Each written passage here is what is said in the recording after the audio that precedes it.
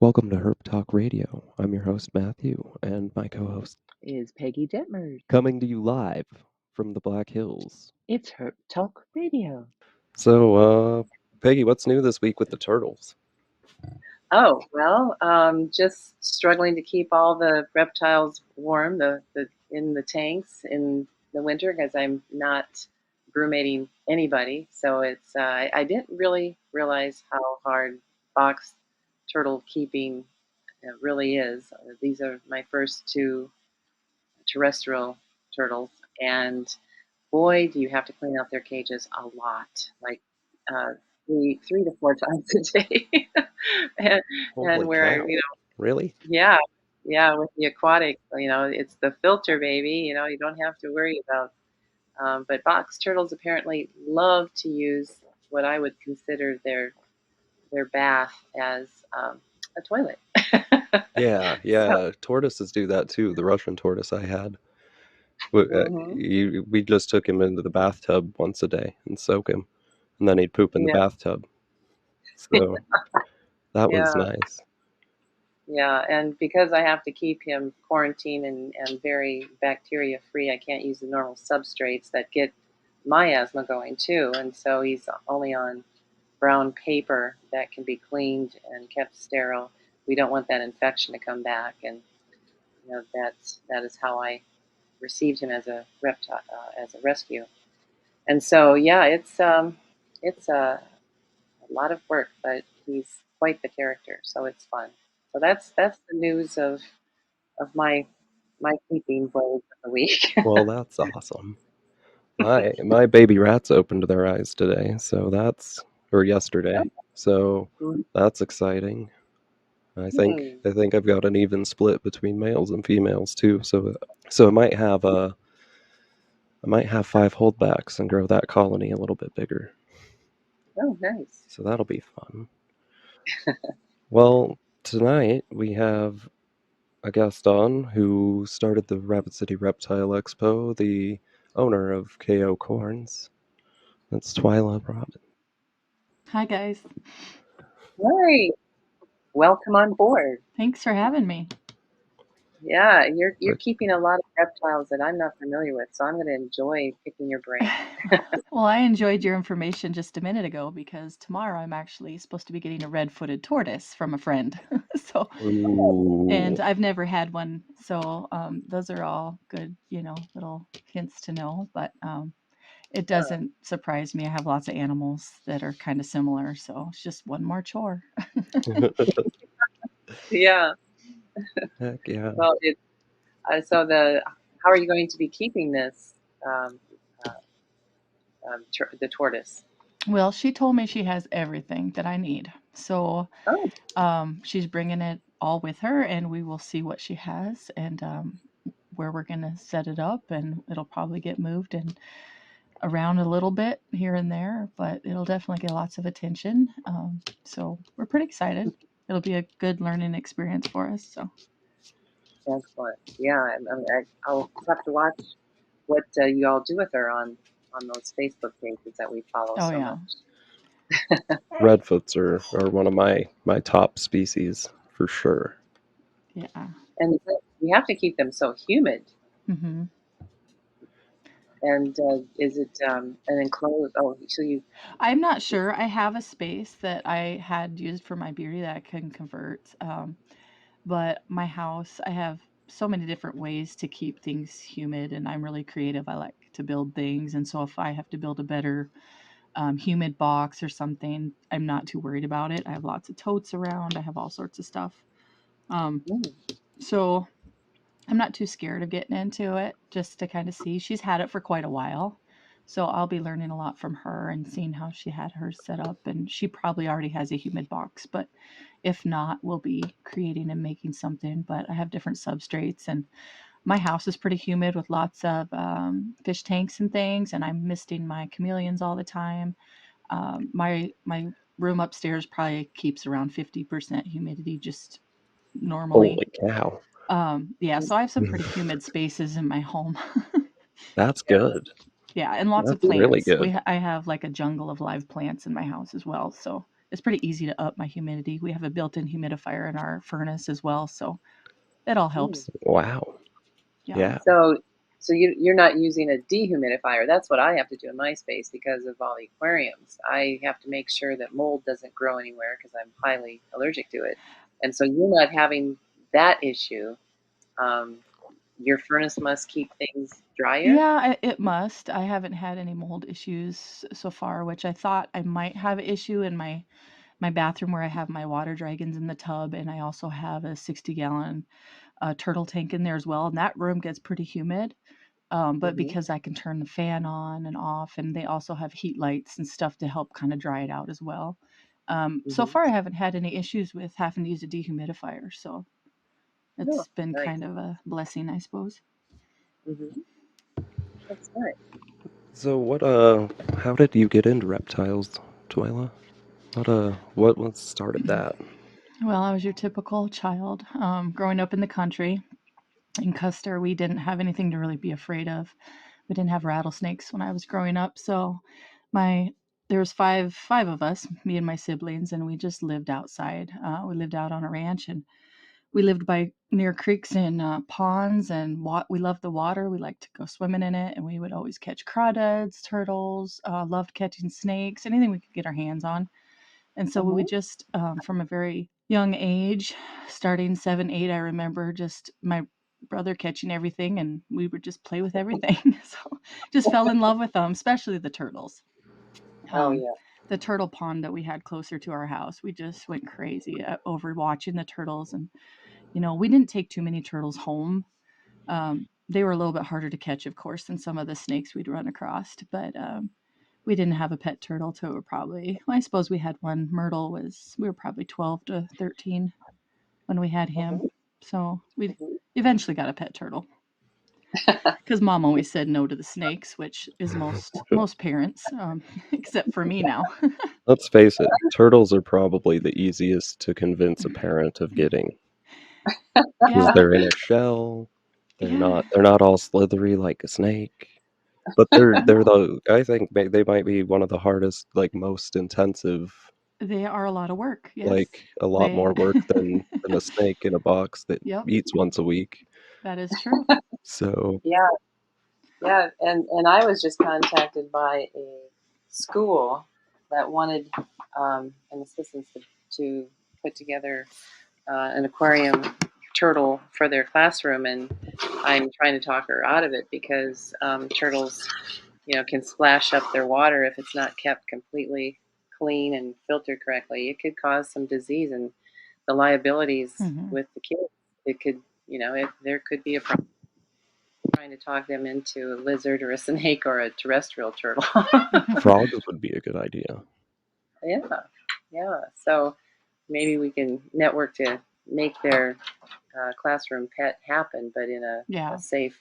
And I suppose if it was just for observation only and they weren't holding it, they could have a special kind of top on it and keep it, Hmm. keep kids distant back. So if it's not a hands on, it'd be a great animal to observe and watch for sure.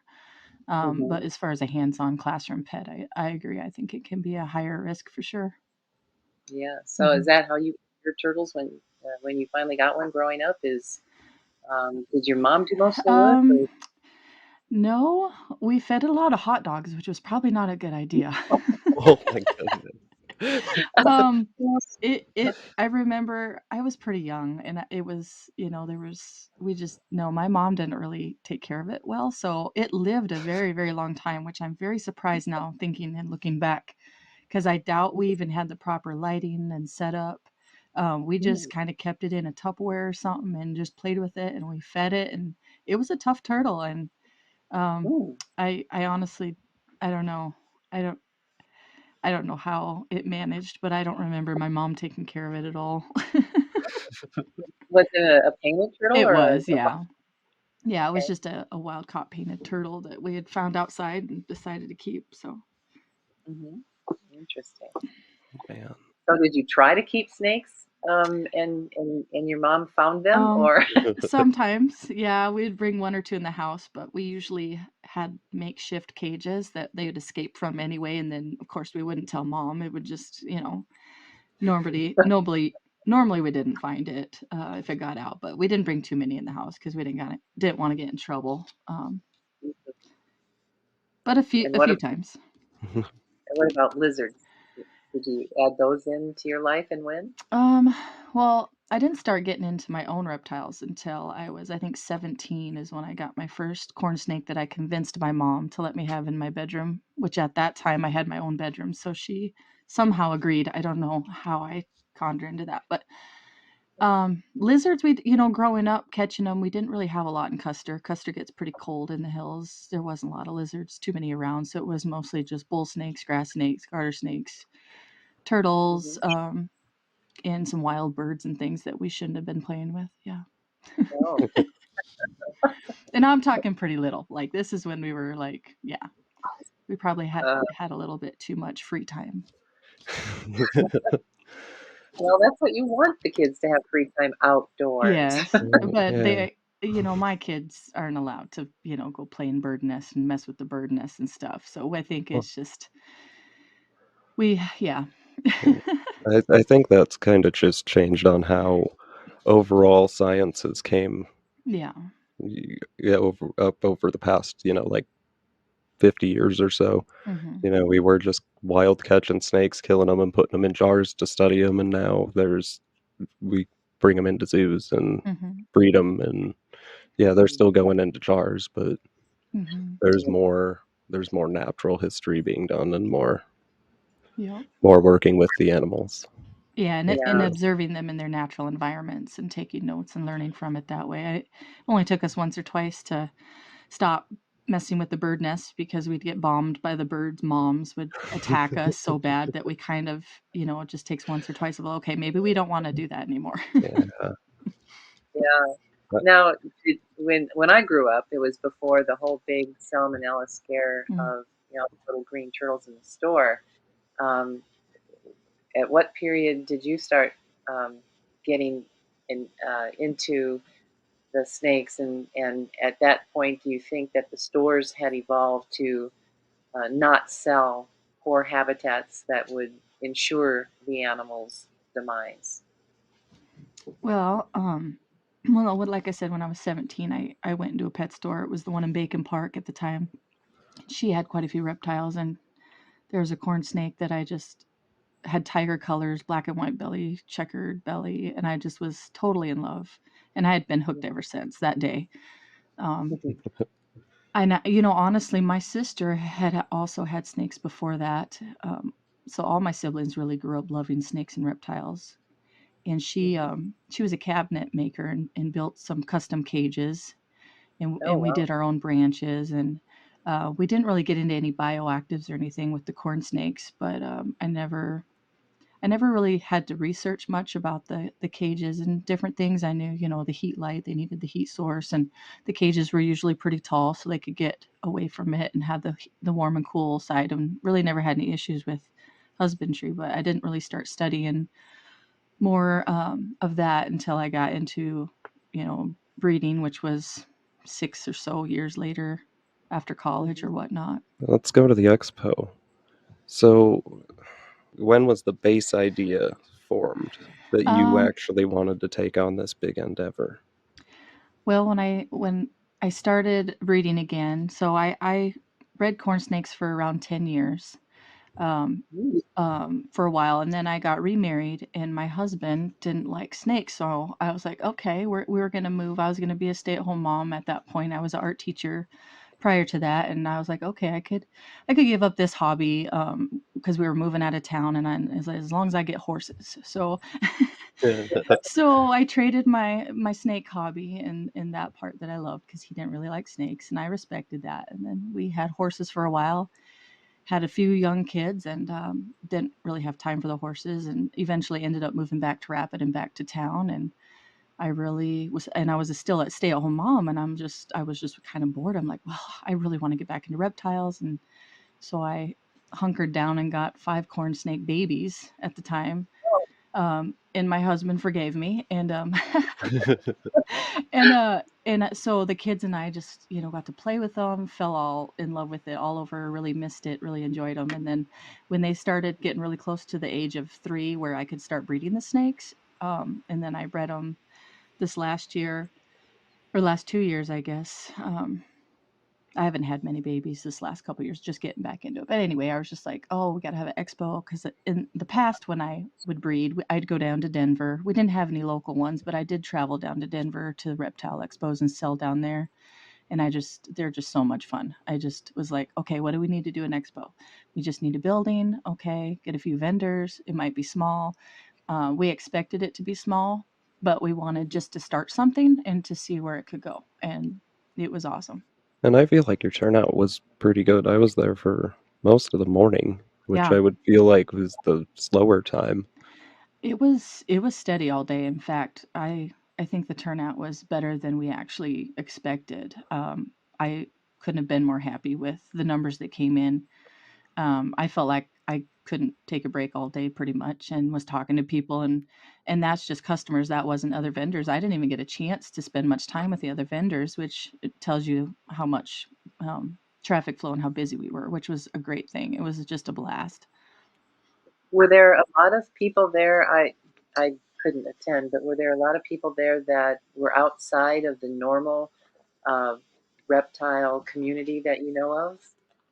Well, there were some, because I work at a school and I invited the whole school to come.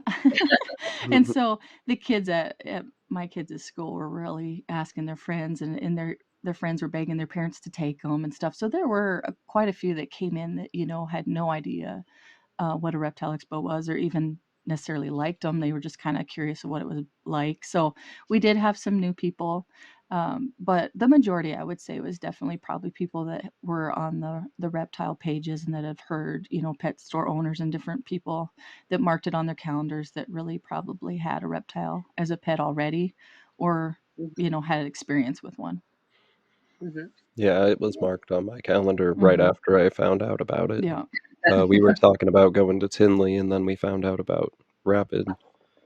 So, yeah, I'm glad that you did it, because Yeah. and those new people that come in, those kids making their parents come in, it's gonna just change a little bit of minds, which is all Hmm. all it's about anyway. At the end of the day, Absolutely. Mm-hmm. Yeah. is making a good profile for reptile owners, and I think you achieved that real well. Yeah, I mean, and I just love reptiles, and it's not about, yeah, I breed them and I sell some, but it's just about the love, the enjoyment. I'm an artist, and the colors, and talking to people, and in the community is so rewarding. And there were so many people at the expo. That was their highlight of their year. And Oh, all nice. all the vendors said they'd come back, and they had great shows, and they had enough sales, and they just loved it. And I also love to go to the schools. I love to get snakes in hands of kids that really, really want to see them and touch them, but don't have the opportunity because someone in their family might be deathly afraid of them, which is the majority. So we're trying to change that stigma. Mm-hmm. And it's just, I love to go to the classrooms, and I haven't done a ton yet. But back when I bred, before I took a break, I got into classrooms, and that's so enjoyable and rewarding to educate kids about reptiles in the classroom as well. Nice. That's awesome. On the vendors that did come this year, how many were local, and were there any from outside of our area? Well, let's see. Like right in Rapid, I think we had, well, Jay, he was from Newell. So we had some people that were, a few hours away, 2 to 3 hours, but there was a couple that came 4 to 5 hours, a couple from Gillette. There's Nice. not a ton inside of Rapid City besides myself. A couple of my friends came. They just had a few snakes at a table, but they'll be bigger next year and the year after. So there are a Mm-hmm. couple local breeders. I know there's a gal that's getting into hognose, and she doesn't. So in a year or two, she'll have, I'm sure, a booth, and she's local. So there's, a handful of local, and then there's quite a few from South Dakota. We had several come from the eastern side of the state. So That's where my rat colony came from, mhm. actually. Yeah, That way, it was different genetics than what's here. yeah. So, Oh, Yeah. So we're really No, trying to network around the whole Midwest. I know for some people it's a lot to drive from Denver, and 5 or 6 hours can be quite a bit when you're hauling, especially when you're hauling animals and things. So and then you have to look at getting a hotel room, and the cost can really add up. So we're trying to just kind of do what we can to slowly grow and build every year. So I know it's somewhat anti-local, but have you thought about reaching out to like Triple L Reptile or like Outback who have the like traveling teams that go? we're slowly I it, know it's like a first year, there, so yeah, and I really what I'm looking at for this next year in growing is building some kind of a committee and some kind of a group to work together to help Mm-hmm. with the advertising and just the cost. There wasn't a ton of cost in it. Well, the initial cost was basically just the rent of the building, insurance. Those are the main two costs. Just getting it on the calendar. And then, so what I did, because I didn't want to have to charge anybody to get in, I wanted it to be a free event. We just kind of split that cost between the vendors when they rented their table. That money towards the table rental went to the rent of the building. So it pretty much evened out pretty good. I probably had, a little bit out of my own pocket to cover some of the stuff that I did, which I was kind of expecting. But it wasn't a lot. So I mean, it really evened out. And the more vendors we have in the future, um, it could be a free vending show. Really, is what I'd like to make it. I'd like to make it so if we have 40 vendors and we pay the rent, then maybe the money even goes back to the vendors, or saves for next year's rent, or do something. But it would be Right. amazing to be able to make it a free vending event for vendors, if we get enough of them. So that would Mhm. be awesome. something like that, because I just want to make it free for everyone if we can. Nice. Hmm. Now, did you yourself come up with this, thinking about it for a long time, or did others No, more? no, it was just me. Wow. um I'm like I said, I'm an artist and I get creative, and I'm a stay-at-home mom, so I've all this time, and I'm just creative, and I've been to other expos. So and I know Ron Jeffries at the fairgrounds, and I know some of the buildings, and we've done some different things there. I knew they had some good buildings to rent, so they were affordable. And I just went and checked out the spaces, and I'm like, well, we have social media now. We can just put something together and start advertising and see how it goes. And I think it went good for the first year. So Yeah. What do you think was the hardest part in organizing it and bringing it all about? probably just advertising, getting the word out there, finding enough vendors to even have a show. I was a little nervous about that. It's like, That's what I you was know, nervous about coming in. yeah, I was nervous about, are we going to have enough vendors? So I think you did a good job there. I think there was a good variety of mhm, things to see, and it wasn't, it was small, but it's mhm, your first show also, right, and you know, but there was a good variety, which I was very happy to yep, see. It wasn't just a whole bunch of ball pythons right, or yep, two and that's people yep. doing the same thing, Right. and that's that. Yeah, you got a good variety there. Yeah, and that's our goal Nice. moving forward, too, is we want to try to get more, leopard gecko breeders, crested gecko, more variety of reptiles there. Not that Yep. I want to Mhm. turn any ball python breeders away, Well, um, no, no, we but don't. there are a lot of people that are into the ball python breeding, Hundred so percent. we don't really want to create too much competition for our vendors between each other. But Right. most vendors understand that it's a reptile thing, and if they go to big shows, there's going to be Yeah. several dozen ball python breeders there as well. So Mhm. I used to live in Michigan, just outside of Ann Arbor, so there mm. was a reptile show there like once every month Oh wow. or so at Hmm. Tinley, or not Tinley, at Taylor in Taylor, Okay. Michigan. So I'd go there almost every month when I lived there, Fun. and yeah, it was great. It was yeah. Nice. Yeah, that would be on my calendar every year too, Yeah. Yeah. or every month. Every month. Have Yeah, you? I wanted to come so bad, but then my allergist doctor, boy, I catch things, and all of a sudden there's fluid in my lungs. And she goes, yeah, it's not time for that yet with the pandemic. So, you don't go yet. Mhm. I was like, no. But yeah, what did you have for any turtle vendors there? We didn't have any. um, I had taken some. I had gotten a few. Well, I'm hoping we'll have a turtle vendor. There's a guy. I'm trying to think of his name. I wrote it down. There's a kid. He's actually in college right now, but he's from. I think he's going to school in Brookings or somewhere. He's where I got my caramel and albino turtles from. And Oh, he breeds them and raises them, and that's who I purchased mine from. And I know that he definitely would be interested in coming. I talked to him about it, but he is still in college and school and a little bit busy. But I think he's going to continue breeding and doing the turtles. So yeah, hopefully we'll have one in the next year or two. And like I said, a hognose breeder locally, um, and some more people getting into the cresteds and then different geckos and stuff. So Have you thought about doing like venomous at all at the show, or no, it's a liability thing. So we have, yeah, to go through the insurance is kind of a big, kind of a headache in a way.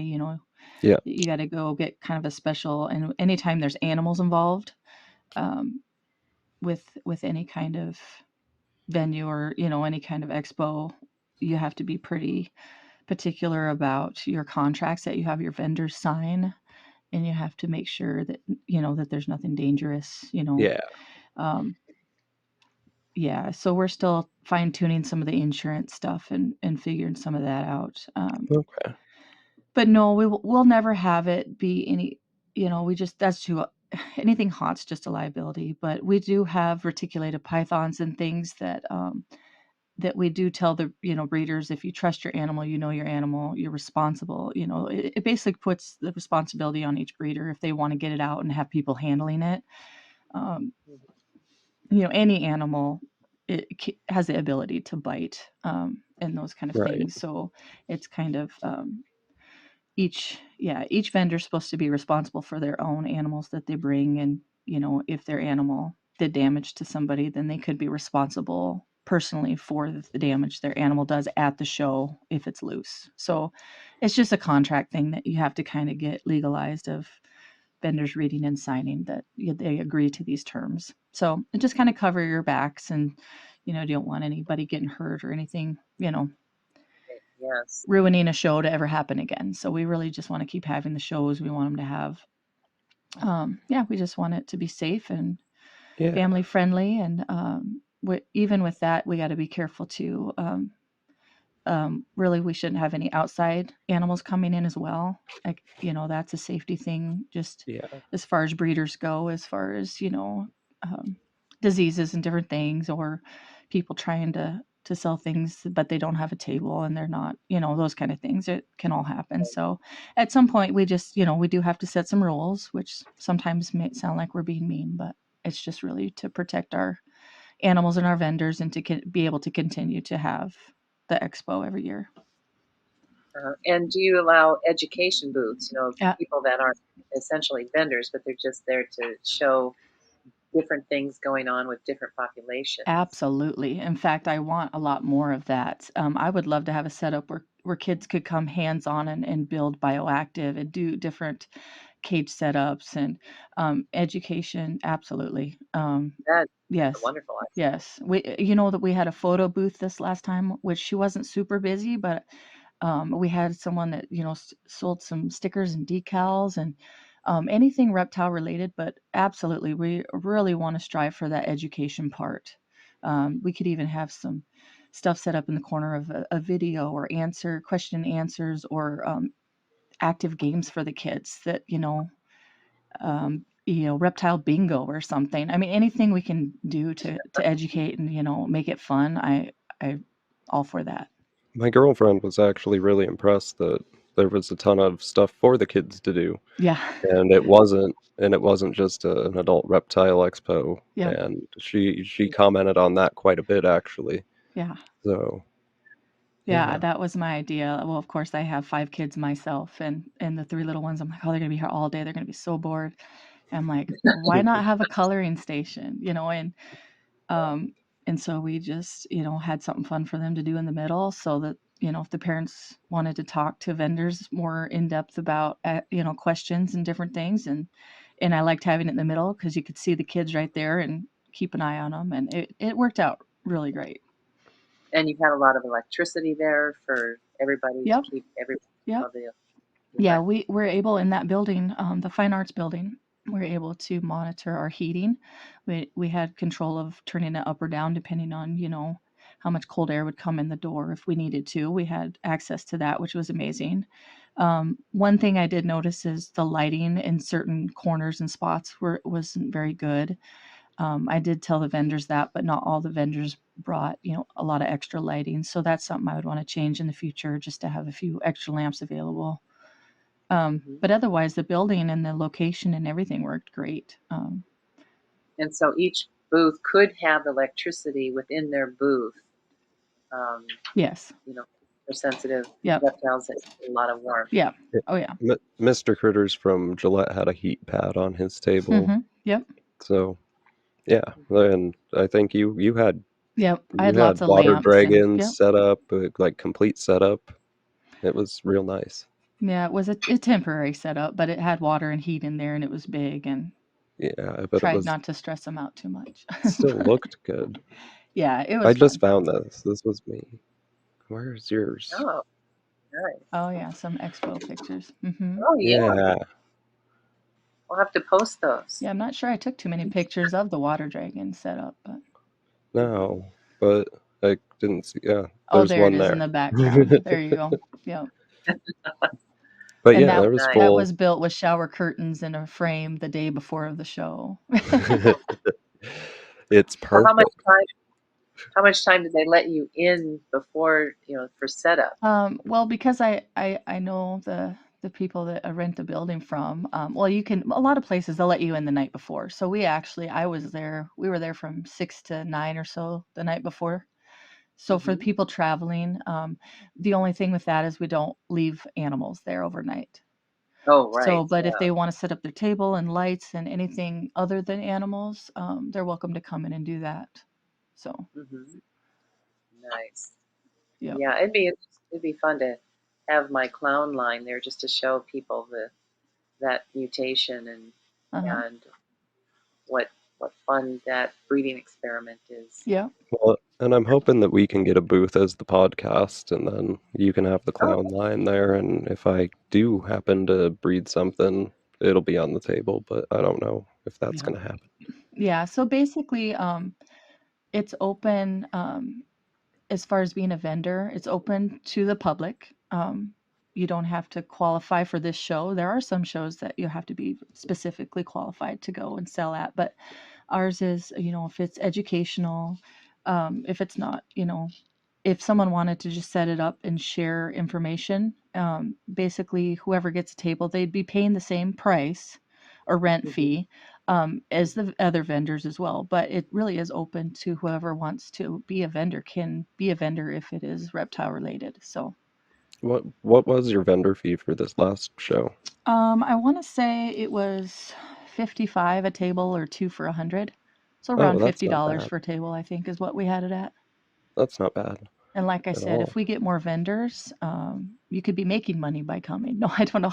I don't know how to do that yet because we do want to do some advertising and things. And Mhm. but anyway, we'll punch numbers. And like I said, nobody's out to make money off of the actual show itself. We're just out to enjoy reptiles, enjoy each other, educate our community, grow our community. So yeah, so I mean, with reptile gardens here and things, a lot of people will ask me, do reptile gardens come and all those things? And, I'm like, they're not really, they don't get into a lot of that stuff. And the reason is, and you can't blame them, is because a lot of people think they're a reptile rescue and they're not. So a lot of people will try to give them and we really don't have a lot. I mean, the turtles, what Peggy's doing, I think is wonderful, but we really want to educate the community so that we don't have to have a lot of Yes. reptiles that are being rehomed, and there's nothing wrong with rehoming a reptile, No, but that's what what you should do. we don't want them surrendered to just get rid of them or drop them off at the Humane Society. We don't want to put that burden on the Humane Society. We want to lift that burden off of them. Exactly. So that's our goal. I mean, half of my reptiles are probably adoptions. That's kind of what got me falling in love with certain things that I have and continuing certain things that I have. Hmm. So it's not, we're not out to bash pet stores or, we're really out to support and educate so that we can have a good community of support for people, like that may, sometimes a health something comes up or someone passes or something. We want to be that support system for those circumstances, but we just want to encourage um, good education and good husbandry and good, love of these awesome creatures that God has made.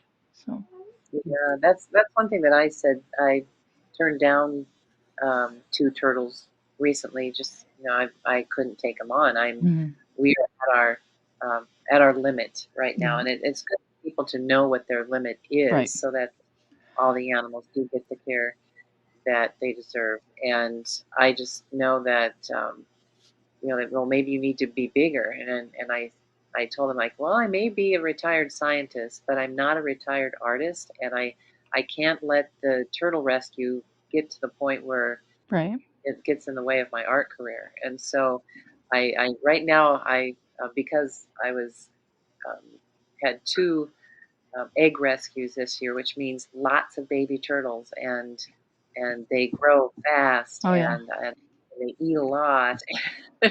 they they have to, their waters need to be changed quite a bit. Matter of fact, I'm bumping them up, and it's right at a time where I'm asked to submit a bid for another monumental bronze sculpture, and it's like, oh my god. oh, it can get overwhelming, and bless your heart, because I am in the same boat too. I hear you there. It's um it is very time consuming. I don't think people realize that, the more you have, the more time, and especially if you're doing it correct and doing it right, it can Right. take your whole day. And yeah.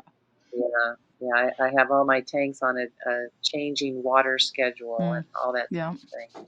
And so I like your idea on, what can we do? Um, what about this turtle?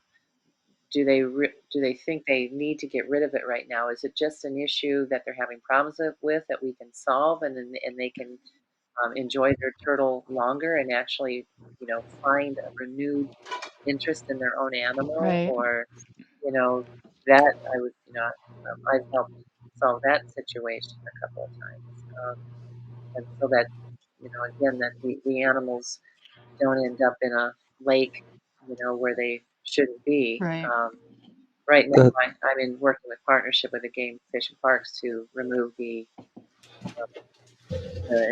red ear sliders from Canyon Lake. Oh, and and so, and I think we're going to need some advocacy and peer for them to not shut down the reptile trade in South Dakota, because so many people are releasing animals that they shouldn't release into places that shouldn't be released to. right.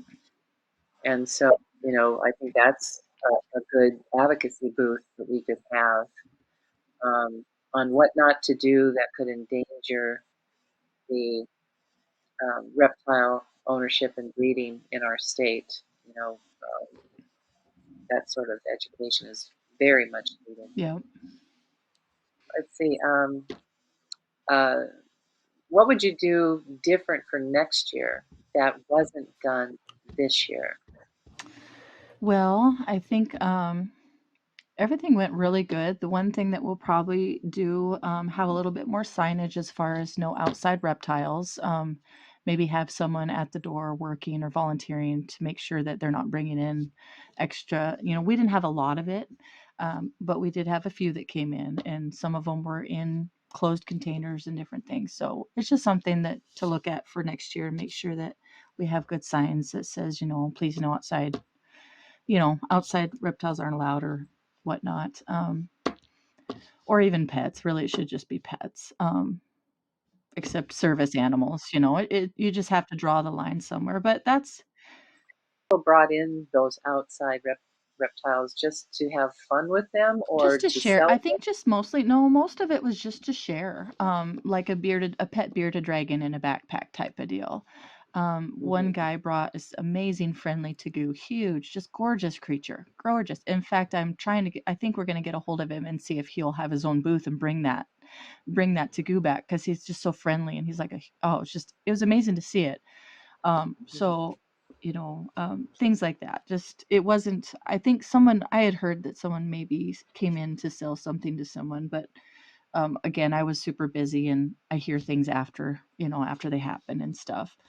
I don't think it was a safety issue. I think it was just somebody that needed to rehome and wanted to give it to a vendor or something happened. I'm not sure, but just that would be a little bit of the change.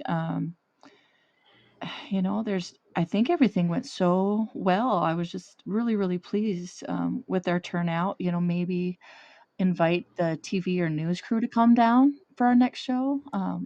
That would have been a good Which our idea. tentative date, I believe, Tinley's the 7th, so we're going to go ahead and plan on the 14th of October this year for our next show. And then Okay. as we grow, the building is pretty big. We have a whole second back room we can use.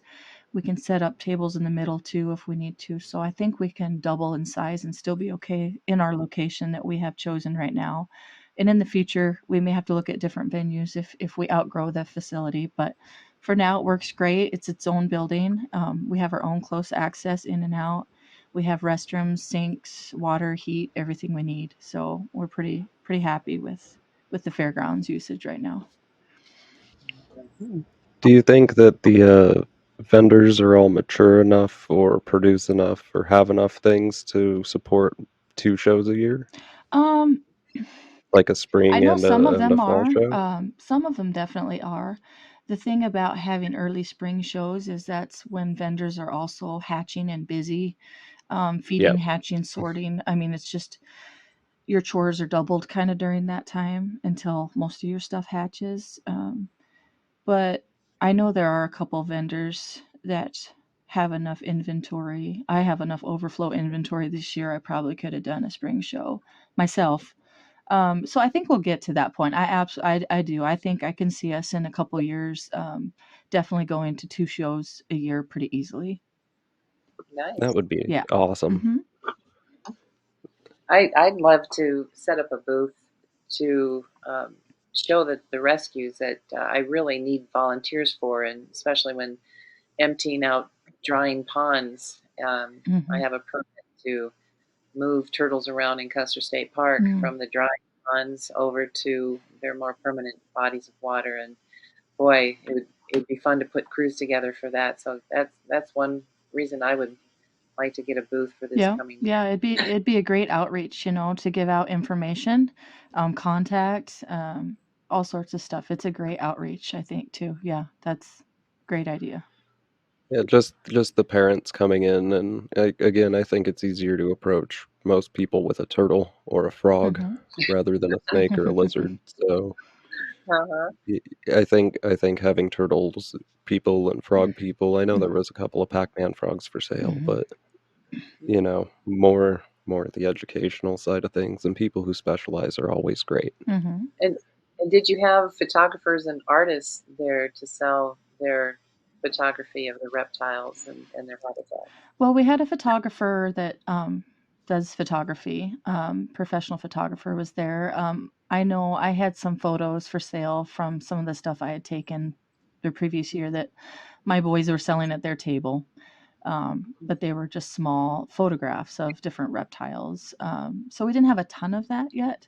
I know as far as my booth and stuff goes, it'll grow as soon as I get to the point where I can start sitting down and painting some of them or drawing some of them because I am an artist as well, but I just haven't had the time. But I would love to be able to do more custom stickers and clothing, and eventually we'll have hopefully some Rapid City Reptile Expo T-shirts to sell, and just really grow every time. So, Well, as an artist, where can we see your photography and your drawings?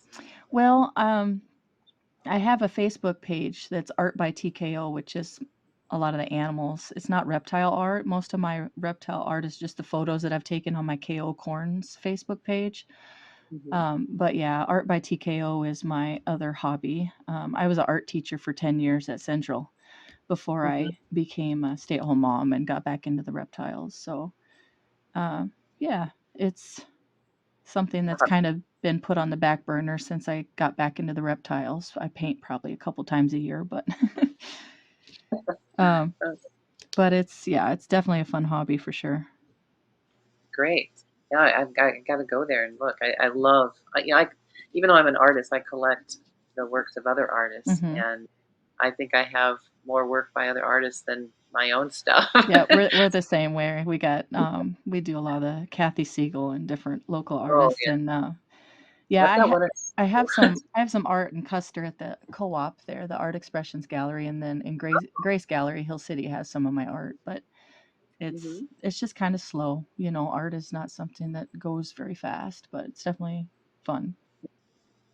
Well, what do you keep? What all do you Oh keep? Yes. man, you're Because, gonna have to make me because, do a list here. and then, yeah, break out the list. Okay, so my number one love, as you all probably know, is the corn snakes. That's definitely what I have the most of. I probably have about 70 to 80 corn snakes. Oh my. Most of them future breeders. I think I got 50 some hatchlings, yearlings, and adult future breeders, or just what I would say my collection for breeding. And then I probably have a dozen still that I have for sale. Um, so corn snakes is my number one love. Last year I did adopt a pair of Chinese water dragons. Um, with a custom cage, and I've always loved them. I've seen them in the pet stores before. They're like a mini iguana. I just love the Yeah, colors. I've seen them Oh, too. So They're I amazing. was like all over that. Yes, I'll adopt them. I fell in love with them, and 2 months later we had eggs, and we hatched out a bunch of babies a few months after oh, that. But I've been in love with them ever since. They're super cool creatures. So I would say Chinese water dragons are probably going to be something I always have, even though they're a little bit harder to find homes for. Um, I absolutely love having them. They're so intelligent and beautiful. Um, let's see, what else do I have? I have day geckos, which I'm also in love with. I got my first day gecko actually at the pet store around Christmas time. Thought it was a oh. boy. Then it laid an egg 6 months later, and so it was a girl, and I just fell in love with her. And so I ended up getting her mate on from a breeder on Morph Market. So Mhm. now I have one baby just hatched out yesterday. So now I have four babies that have hatched from that pair. Mhm. And They are they're adorable. They're gorgeous. adorable. And I've heard you can tame them, but they're so fast. I've been able to pet them on the chin and do some stuff Oh, like that, but I don't really try to handle them. And isn't their skin like super It fragile is. too? Yep. Their skin So is. like Yep. you can So if you did accidentally hold grab them, them you'd and want them coming onto you. You wouldn't want to be grabbing them anyway. So it's just one of those things that I've chose not to try to spend too much time trying to tame them. It was um, my first experience with the tail drop this last year was a day gecko, oh. and that was I was cleaning the cage. I had to pull eggs out, and I had to change a plant. And all these videos are on my Facebook page too. I'm trying to record all the processes that I do as educational. I have a video of the tail moving, and it was creepy. It was exciting. It was weird, and I need to post some more pictures because my boy that lost his tail's almost brand new already. Wow. It's grown oh, out and it's starting to get the color and everything, and you can barely tell. But it's just been a fun process. I fell in love with the day geckos, and then now I've fallen in love with crested geckos. So I have a couple of those. Um, those are amazing. Probably if I had to pick between the two, even though they're nocturnal and they sleep a lot during the day, I love crested geckos. They're squishy feeling. I don't even know how to explain it. They have the most unique feel to their feet and their skin that I've ever felt in a reptile. Hmm. Um, and they're pretty docile and they're not as fast. They're jumpy, but they're not as fast as a day gecko. So you can handle them way easier. So I absolutely love the crested geckos. And they're Mhm. so neat. Like, yeah, they're just neat looking and they're pretty neat. But and then I have the leopard geckos. So those are the geckos that I like. And then the Chinese water dragons. Like, what am I missing? I have a pair of the caramel turtles still. Oh. Um, Mhm. that I may or may not breed in the future, but I've always loved turtles, so I love them. Mhm. Um, And then we're getting the red-footed tortoise, and oh goodness, what else do we On have? those cardinals, are they going to get as large as a standard red ear slider, or do they stay slightly smaller? The caramels, I'm not sure. I got them as babies. I think they get. I don't think they get quite as big, Hmm. if but we're just kind of learning as we go. Oh yeah, there's another lizard I picked up in Billings this That year. thing.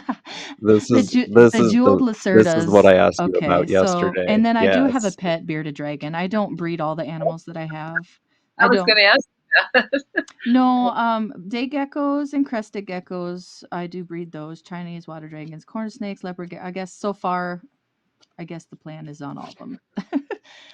But the bearded At least dragon, I one. don't. I'll never breed bearded dragons, but we have a pet beardy, just like a puppy dog. And then the jeweled lacerdas that you see here in this That. picture. I fell in love. The guy was a breeder, and he was at the Billings, Montana Reptile Expo, and he had the adults, and people were holding them, and they were super blue and friendly, and they reminded me of a miniature tegu or something. Their tongues and how they act. They are pretty fast, but I'm just falling in love with them. I can hand feed these guys now, and Wow. they're not afraid of my hand, and they're just so beautiful. I could stare at them all day. That's awesome. Hmm. And then They are. hibernate, or I guess brumating right now is my pair of collared lizards, eastern collared lizards. So those are another desert species that, Hmm. if all goes well, I might try to breed once. I like to just have the experiences, and then I can decide how much time it took me. I breed and raise almost all my bugs, so that helps a little bit. I got dubias and supers and mealworms and things that I raise to feed my babies. So Wow. So And, yeah. and and so, where's your reptile center in your house? Well, I have a pretty big house. I have a hatchling room in my basement. I call it my snake room, where it's actually a temperatured room. It's a small bedroom, like an 8 by 9-ish size room. And I actually hatch out my eggs in there. And so the room stays between 78 and 82 degrees Oh, and high humidity. And I can keep any age of corn snake down there, and I can also hatch out my eggs down there for most things like the day geckos and corn snakes. I don't have to have them plugged into an incubator. They just incubate in Yeah, that they're room. cooler So, temperatures. nice. so yeah, and then yeah. And then the rest, and okay, the 70 snakes. Where are those? Where do um, you call? well, I have another room upstairs. I call it my office. It's kind of a jungle. One of these days, I'm going to do a video like loop all the way around, but it's got a lot of my bioactive cages in it, my day geckos, because I love plants. So it's like a jungle in there. So Uh-huh. that's where a lot of the snakes are in 40 gallons. So I do both. I do both the rack system and I do cages as well. I have a big hutch that I converted to a snake cage, and I just enjoy making cages and different things like that. I've also experienced having chameleons. That's one thing I didn't mention. I had a pair of panther chameleons that I was eventually going to breed, but my male prolapsed, and luckily I didn't lose him, and he survived it and he healed, and it was a scary yet awesome learning experience. Hmm. Um, and so I've had panther chameleons and veiled chameleons, and I did breed my veiled chameleons. And now I have 25 baby veiled chameleons that Well, have been hatching over Christmas time. And I had two hatch out today, and so I just set up two more big cages today and start separating all the babies. And so that was my full day today. So I love chameleons, though they're definitely a little bit more time consuming in work. So I will be taking a break after these babies get rehomed, and I may end up keeping one or two for pets, but I'm not going to breed chameleons again until I get a better balance of everything else that I'm doing. Because it's just me. I don't even my kids don't even really help me a whole lot. So one person doing it all is can be overwhelming. oh yes, yeah, Yeah. But yeah, I enjoy it. yeah. Nice. So, what do Yeah. you think is the friendliest lizard species? The one that enjoy? I see so many people snuggling with their lizards underneath their chins and Oh yeah. such. And A bearded dragon and a leopard geckos. Those two are amazing pets, and that's probably why you see them in the pet stores all the time.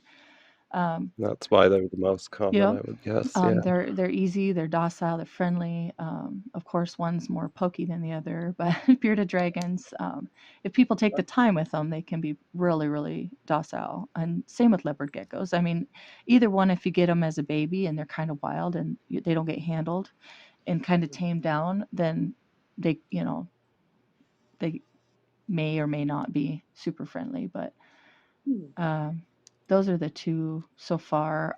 Still working with my jeweled lacerdas, and they may end up being amazing too. It's just hard to say because I'm new to them. So, but Yeah. And a lot of that's yeah, how much time you have too. exactly.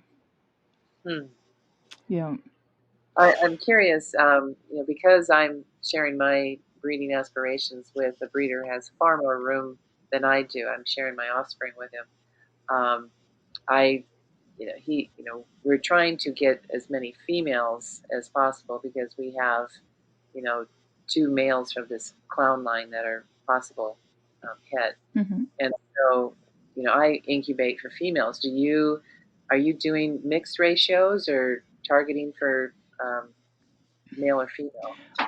No, mine's mixed. It's with the corn snakes. There's usually a good mix at the at Yeah, 82. Uh snakes huh. aren't temperature Yeah, and dependent. so no, I haven't done a lot of that temperature. Usually I just go for a mix, because I'm not trying to produce something for myself to hold back or for someone Mhm, else, specific gender.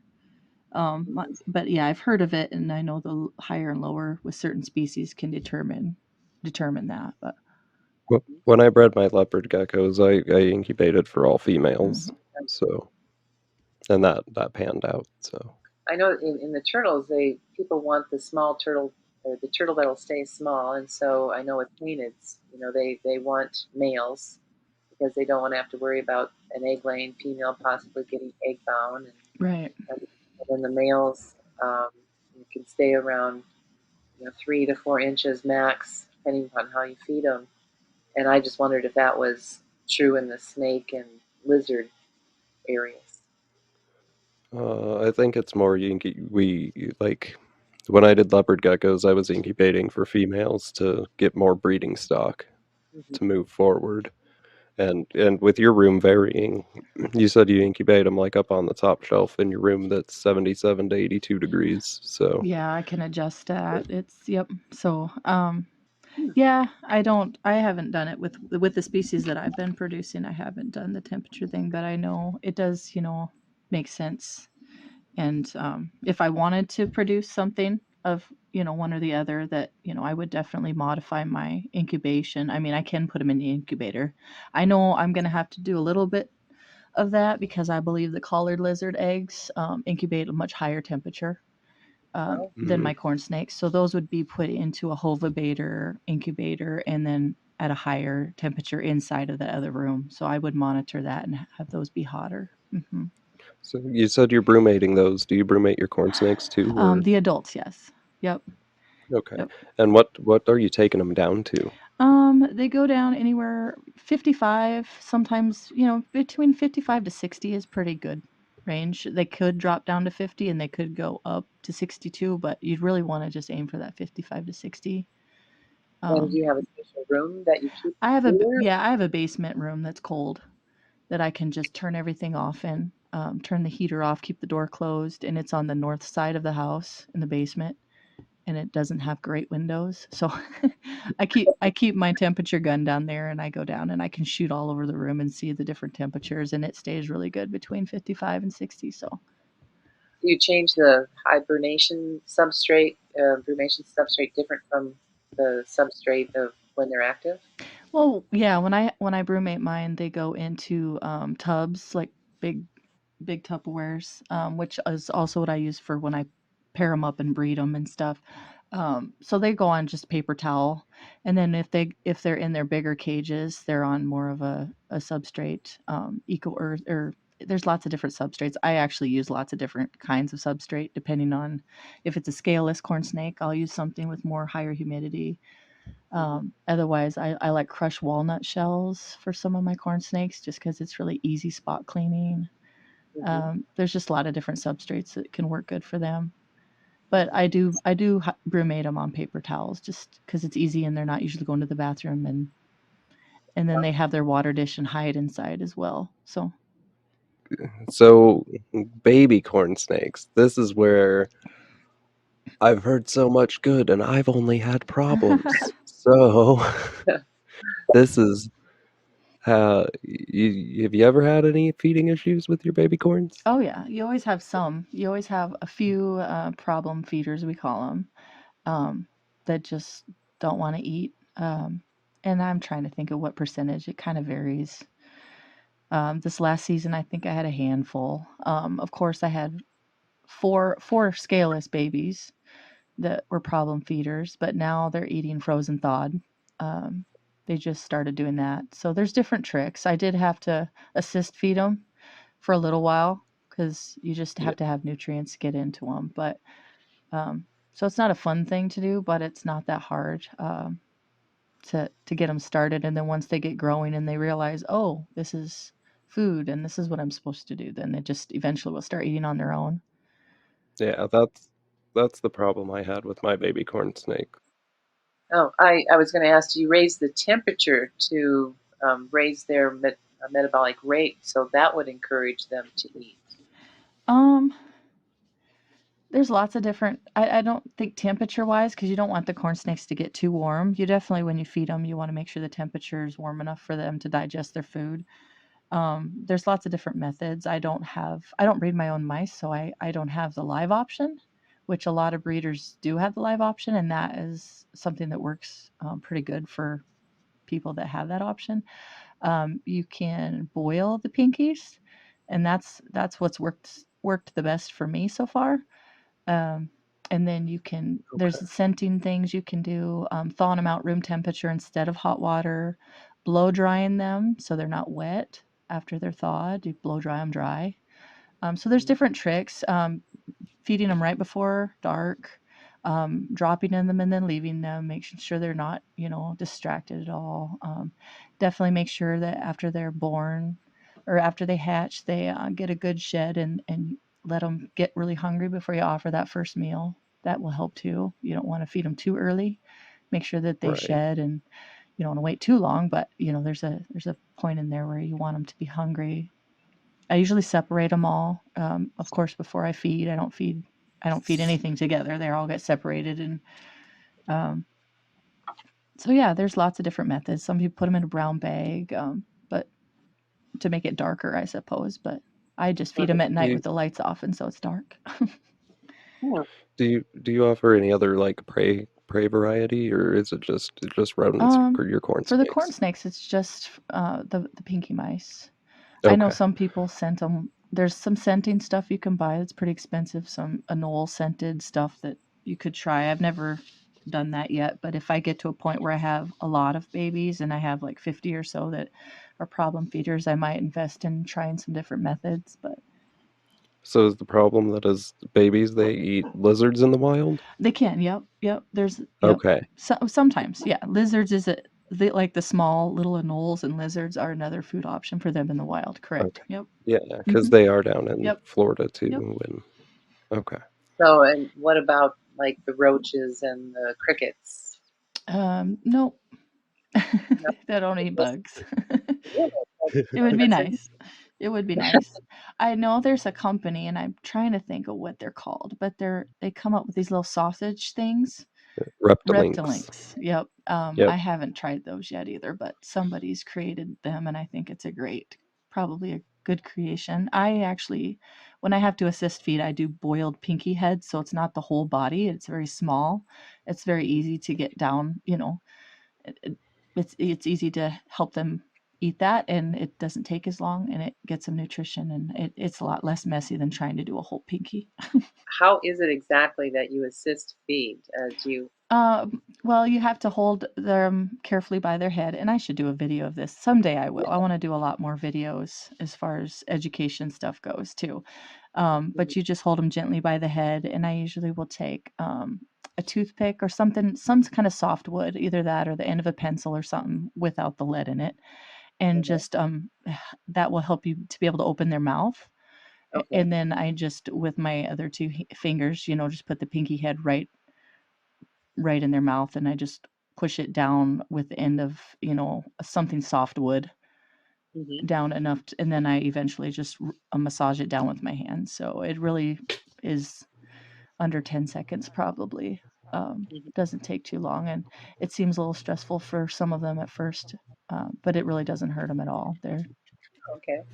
They're Yeah, I yeah. had to do something very similar to a rescued box turtle that had a jaw injury when she was run over, Mm, and so she couldn't open her jaw that easy. So we just had to liquid feed her, yeah. and I was afraid that was going to go on and on and on. And lo and behold, she started to be able to manipulate her jaw, and now I still have to feed her like she's a baby bird, but now she can take bites, and I've trimmed her beak, and Oh, so it's just yeah. things we do. Yeah. Yeah, so it's interesting. Yeah, I've seen videos of people feeding their snakes, and Joel, my partner, he had worked at Reptile Gardens, and one of my friends, a fellow wildlife biologist, he was working one summer at Reptile Gardens, and I helped him feed an elephant trunk snake. That was Hmm. very fun. Oh, fun. Yeah. So yeah, it's interesting. I really would love to see more of your how to and what I do Yeah, videos. yeah. I need to. Yeah, My son was supposed to teach me, but now he's heading off to college. But I need to learn. I need to get on YouTube and learn how to do all the photo editing and stuff. Change, muting the sounds out and stuff. And a lot of my videos have children screaming in the background, so I need to learn how to do a few of those things. And because I would love to do some educational videos and things, for sure. that would be awesome to see. Yeah, yeah. What morphs are you working with corn snakes? Do you do any locality stuff? Is it do you got like Miami-Dade County stuff, or Um, is it all morphs, or yeah, they're pretty. They're kind of designer morphs. I have quite a few scaleless ones. I really like pink. I have lavender. But the oldest ones I have right now are the Ultra Gene, Tessera, and the scaleless. I should have quite a few scale this year. And then some of my younger ones are some of the different butter projects. But yeah, I have a lot of projects I got to figure out. But I do like pink and purple snakes, and I'm gonna work with some scaleless pink projects and different things. So yeah, heck I just yeah. it's kind of was a year where I just kind of went crazy on buying a bunch of different babies and different morphs, and I actually honestly still have to learn quite a bit about some of these new genetics, because when I was breeding, a long time ago before I took that 10-year, so I bred for 10 years, took 10 years off, and now I'm back into it. Well, there's been a lot of new genetics that have come along. So I'm Mhm. still doing some studying on some of these red factor genes and a lot of genetic stuff for me to catch up on. Which, Well, I hear yeah, And let alone in 10 years, the way I've even seen it change in 10 years, yeah, it used to be you get on a forum to look up yeah, anything, and now it's Facebook groups kinda yeah, with YouTube, hmm, which YouTube's not amazing. Mhm. It's very sensationalized. yeah. So, So, Yeah, I like the YouTube that are basically in it for being informative, not the whole shock value things that hmm, they do. But yeah, I plan on doing a YouTube page eventually for KOcorns YouTube page. mhm. I just, that would be super it's on cool my to to do see. list, which is a very long list. It seems like it, Hmm. Yeah, especially with all the corn snakes you got Hmm. going on. yeah. What's the care requirement difference between scaleless and non-scaleless? Just a bump up in humidity, or Yeah, I've noticed that they do need higher humidity.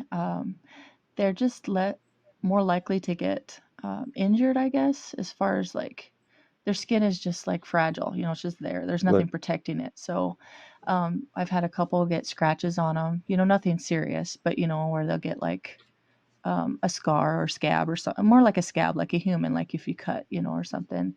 And they do heal. Pretty easy. Like I said, I've never had any big wounds or anything, but so you want your substrate to not be pokey or sharp, or I like to have my scaleless more on a smooth surface, paper towels, different things you can mist, or a soft substrate that you can mist. And there's a lot of wood soft substrates that you can do. Reptichip and different things you can mix with Eco Earth as well. But again, there's lots of different ways to up your humidity as well. But so that's the main thing is the humidity, um, and the shedding because of how their scales are. Sometimes they can have a hard time starting to shed around their mouth, or just the shedding process. But again, that's something that's easy to fix, and that you can grab a spray bottle and a towel and sit down with your snake and just soak them down, and it comes right off. So And give Interesting. them a yeah, bath. I like Yeah. to spray them with a spray bottle and just hang out with them.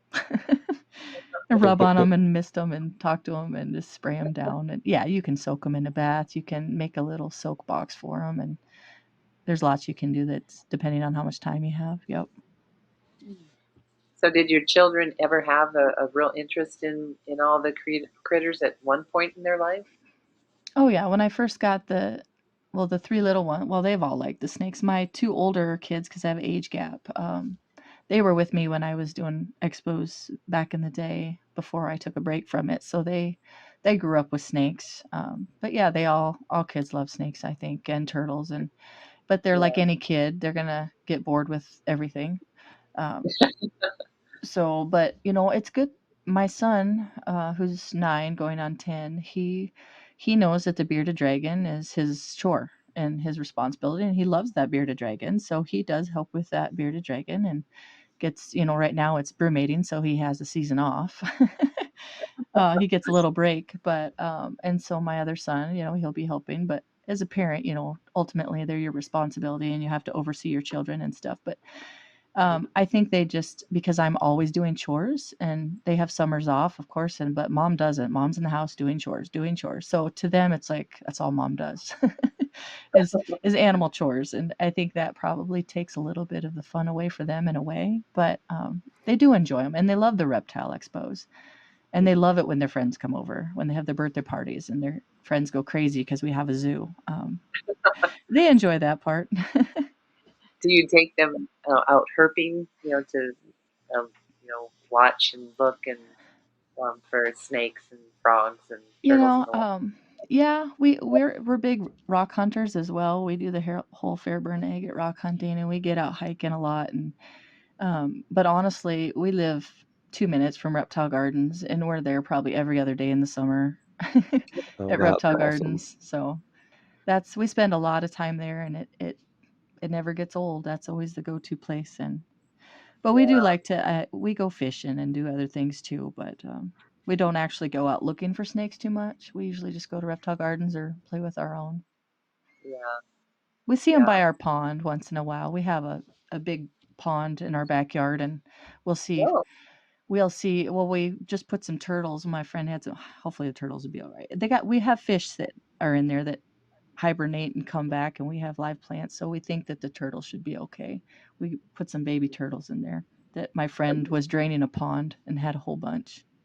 oh, So we're okay. hoping So that maybe next year they'll stick did around. you did you make that pond, or is it a natural pond?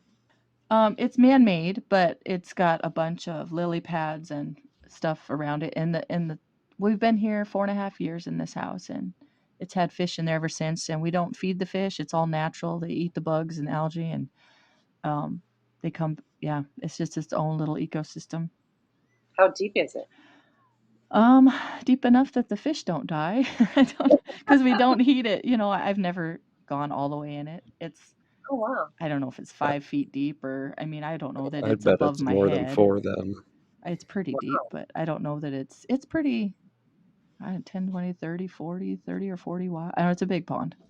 Oh my. We're pretty So spoiled.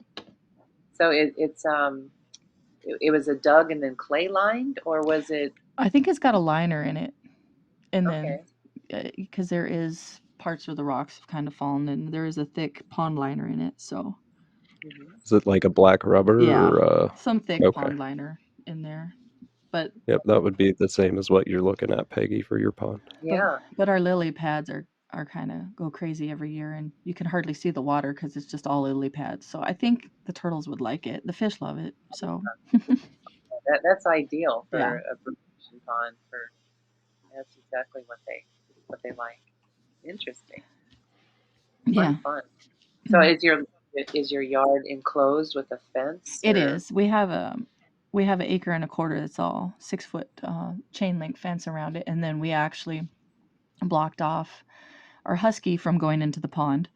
Mhm. When we decided to put the turtles in there, we put up another gate or another fence so he can't get to the pond unless he is with us, and we take him Mhm. over there.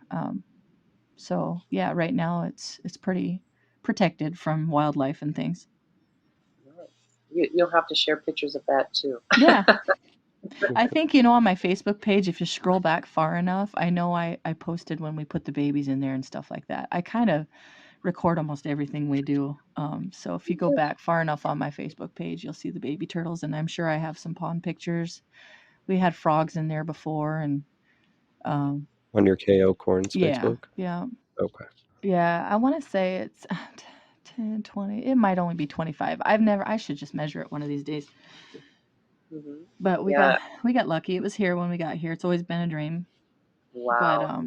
we just got lucky on this at this place, and it had one of my dreams, which is a pond. And eventually, I do want to build another pond, but it would be in a sunroom possibly, and have actual real koi fish and turtles in it. Oh That's wow. another dream of mine. But That would be really cool. Well, Matthew, you can start a business doing that.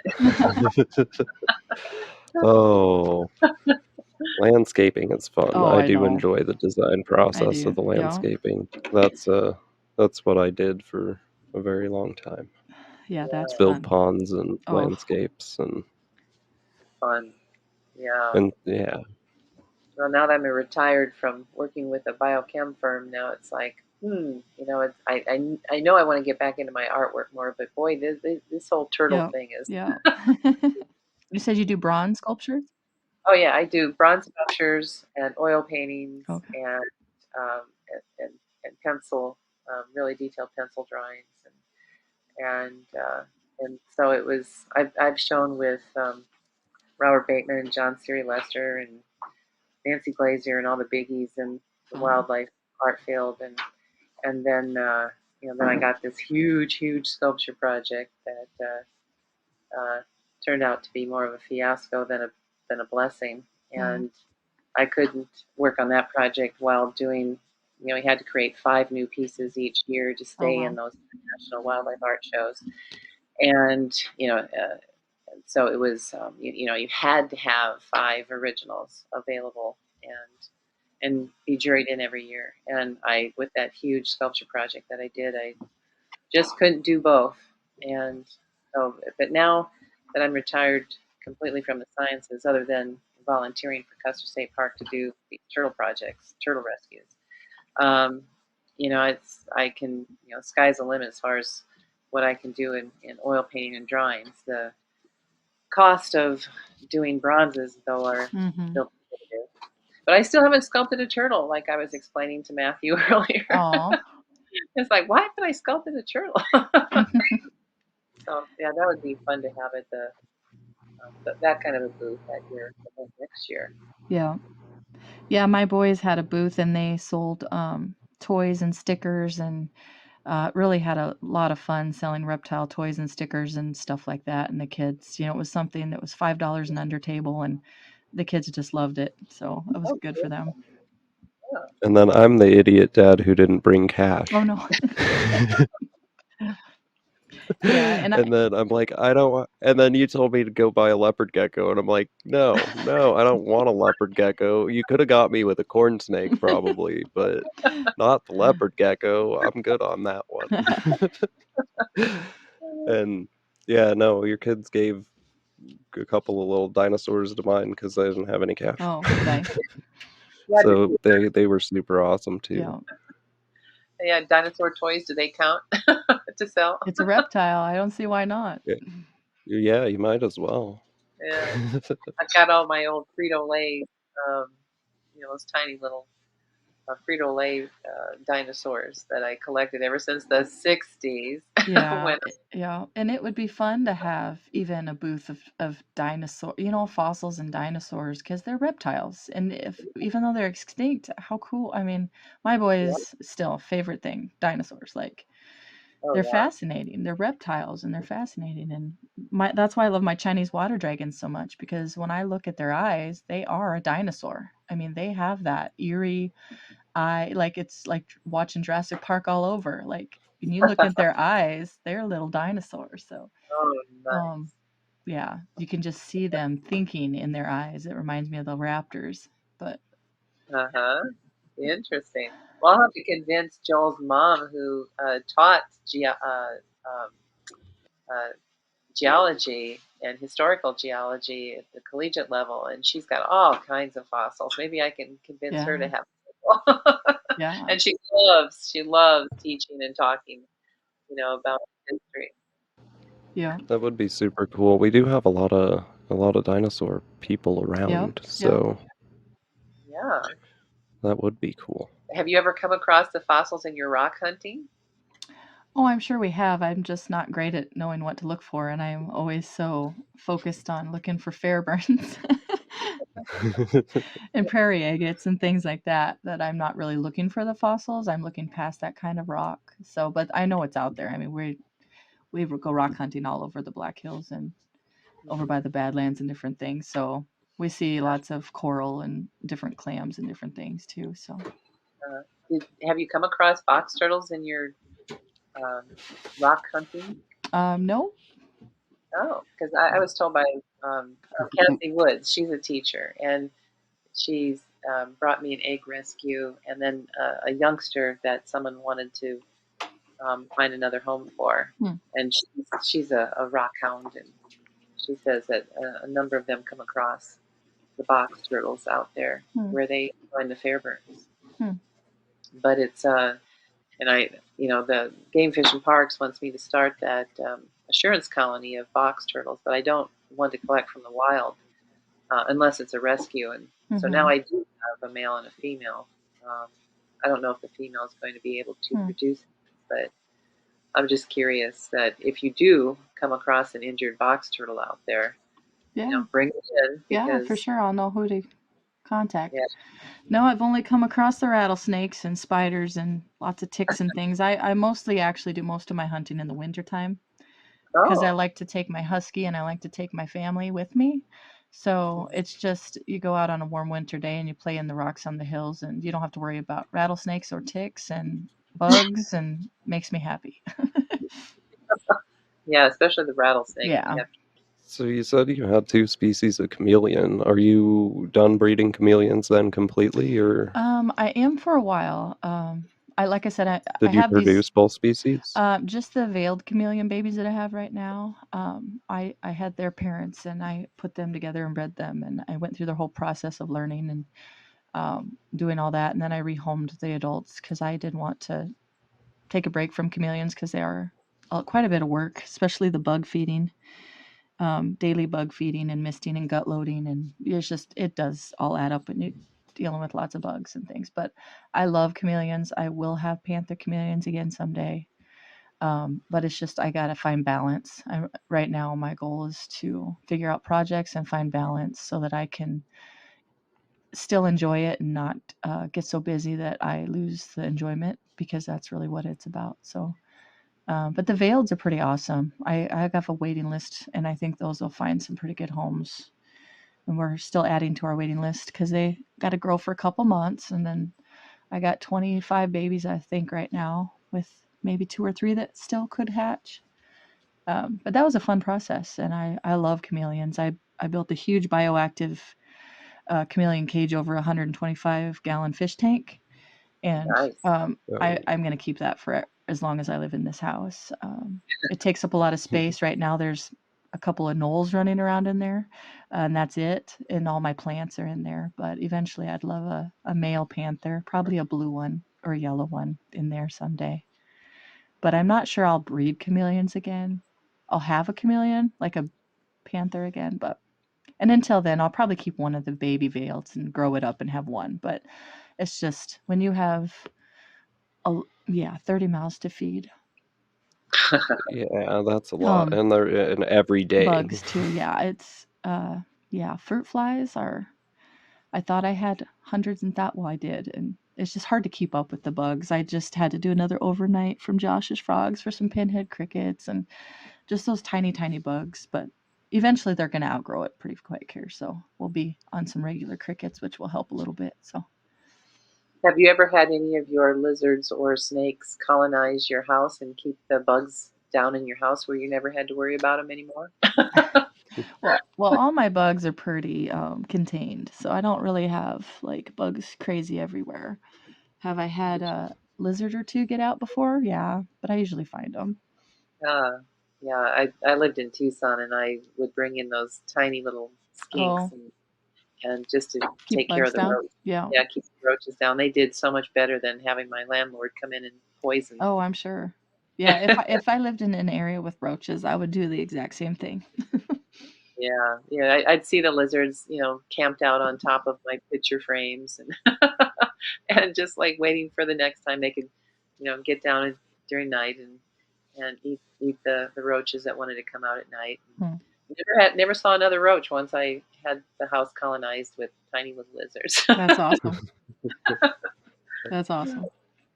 So, but you're gonna continue down the road of day geckos, though, right? I believe so. They're pretty easy. They Oh, eat mostly, I mean, they eat bugs here and there, but they eat rapashi, which is also what the crested geckos eat.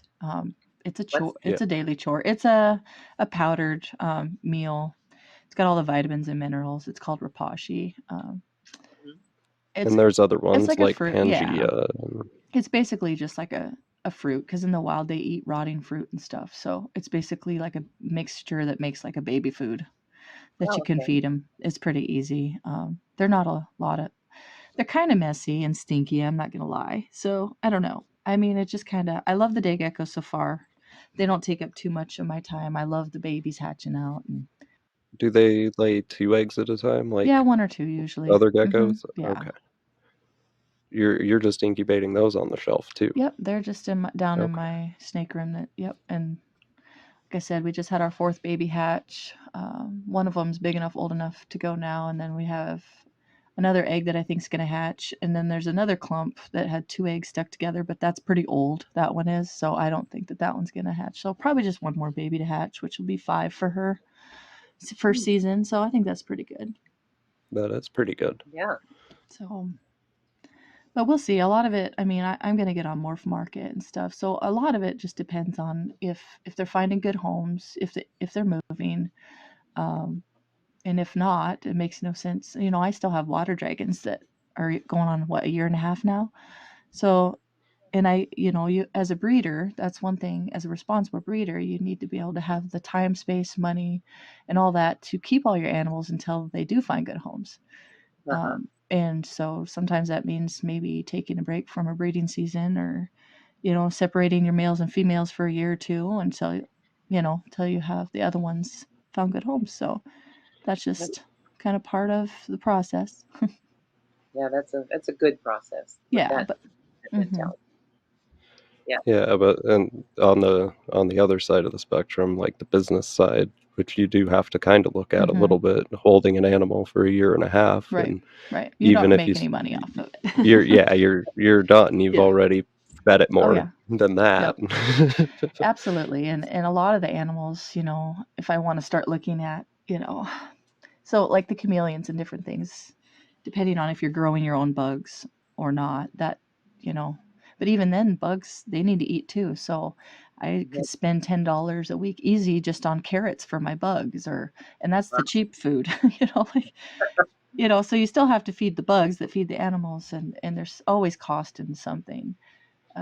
But Yeah, yeah, if the longer you hold on to animals once they're ready to go, the less you'll make off that animal. And some animals are worth yeah. more than other animals, and there's just a lot of, And some um, animals just move and some faster. move faster. Yeah. So like the scaleless corn snakes, I don't know how fast they'll move, and it's just going to be a learning, experience. But definitely, probably with a lot of species, we'll have to get the online presence and be shipping, which I used to do. I used to ship corn snakes all over the country when I did it before. So it's just I got to get motivated to go to FedEx all the time. Do you, yeah. Do you print You- care sheets with each sale, and that you know specific to the species that you're selling, so that they know the habitat requirements? Usually, like right now, I haven't had a ton of sales. I'm just getting back into it. I've done most all my stuff in the last year and a half or so. But I usually talk to them really well about it. If they have questions, answer them. But that is a great idea, especially for the expos when I'm in a hurry or got 10 people talking to me and they want to buy something or have questions. I do plan on having printout care sheets at all the upcoming expos of all the animals that I have, and Mm-hmm. also having them probably available on my Facebook page and stuff would be a good idea as well. But most of the time, I just talk to people about it. The animals like corn snakes, leopard geckos, those are pretty easy. Mm-hmm. Um, but you'd be surprised how many times I get someone text me or message me in the middle of the night asking me a very very simple question about a reptile that if they would just Google or ask Siri, you'd find out in 2 seconds. But Oh yeah, I that's usually okay. I'm learning that you have to keep a list of what YouTube video to send them to, Yeah, yeah, that's because a good idea. Yep. yeah, yeah, you Because you get could the you could eat up all your time in your day just answering questions about all the basic care.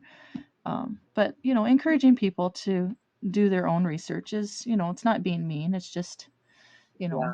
making them realize that it does help busy no, busy people out that might have a lot of mouths to feed. and Mhm. the thing is like ex I could try to keep exactly how you're keeping, and it might not be effective for me. Exactly. So And there's so no one way perfect to do it. Mhm.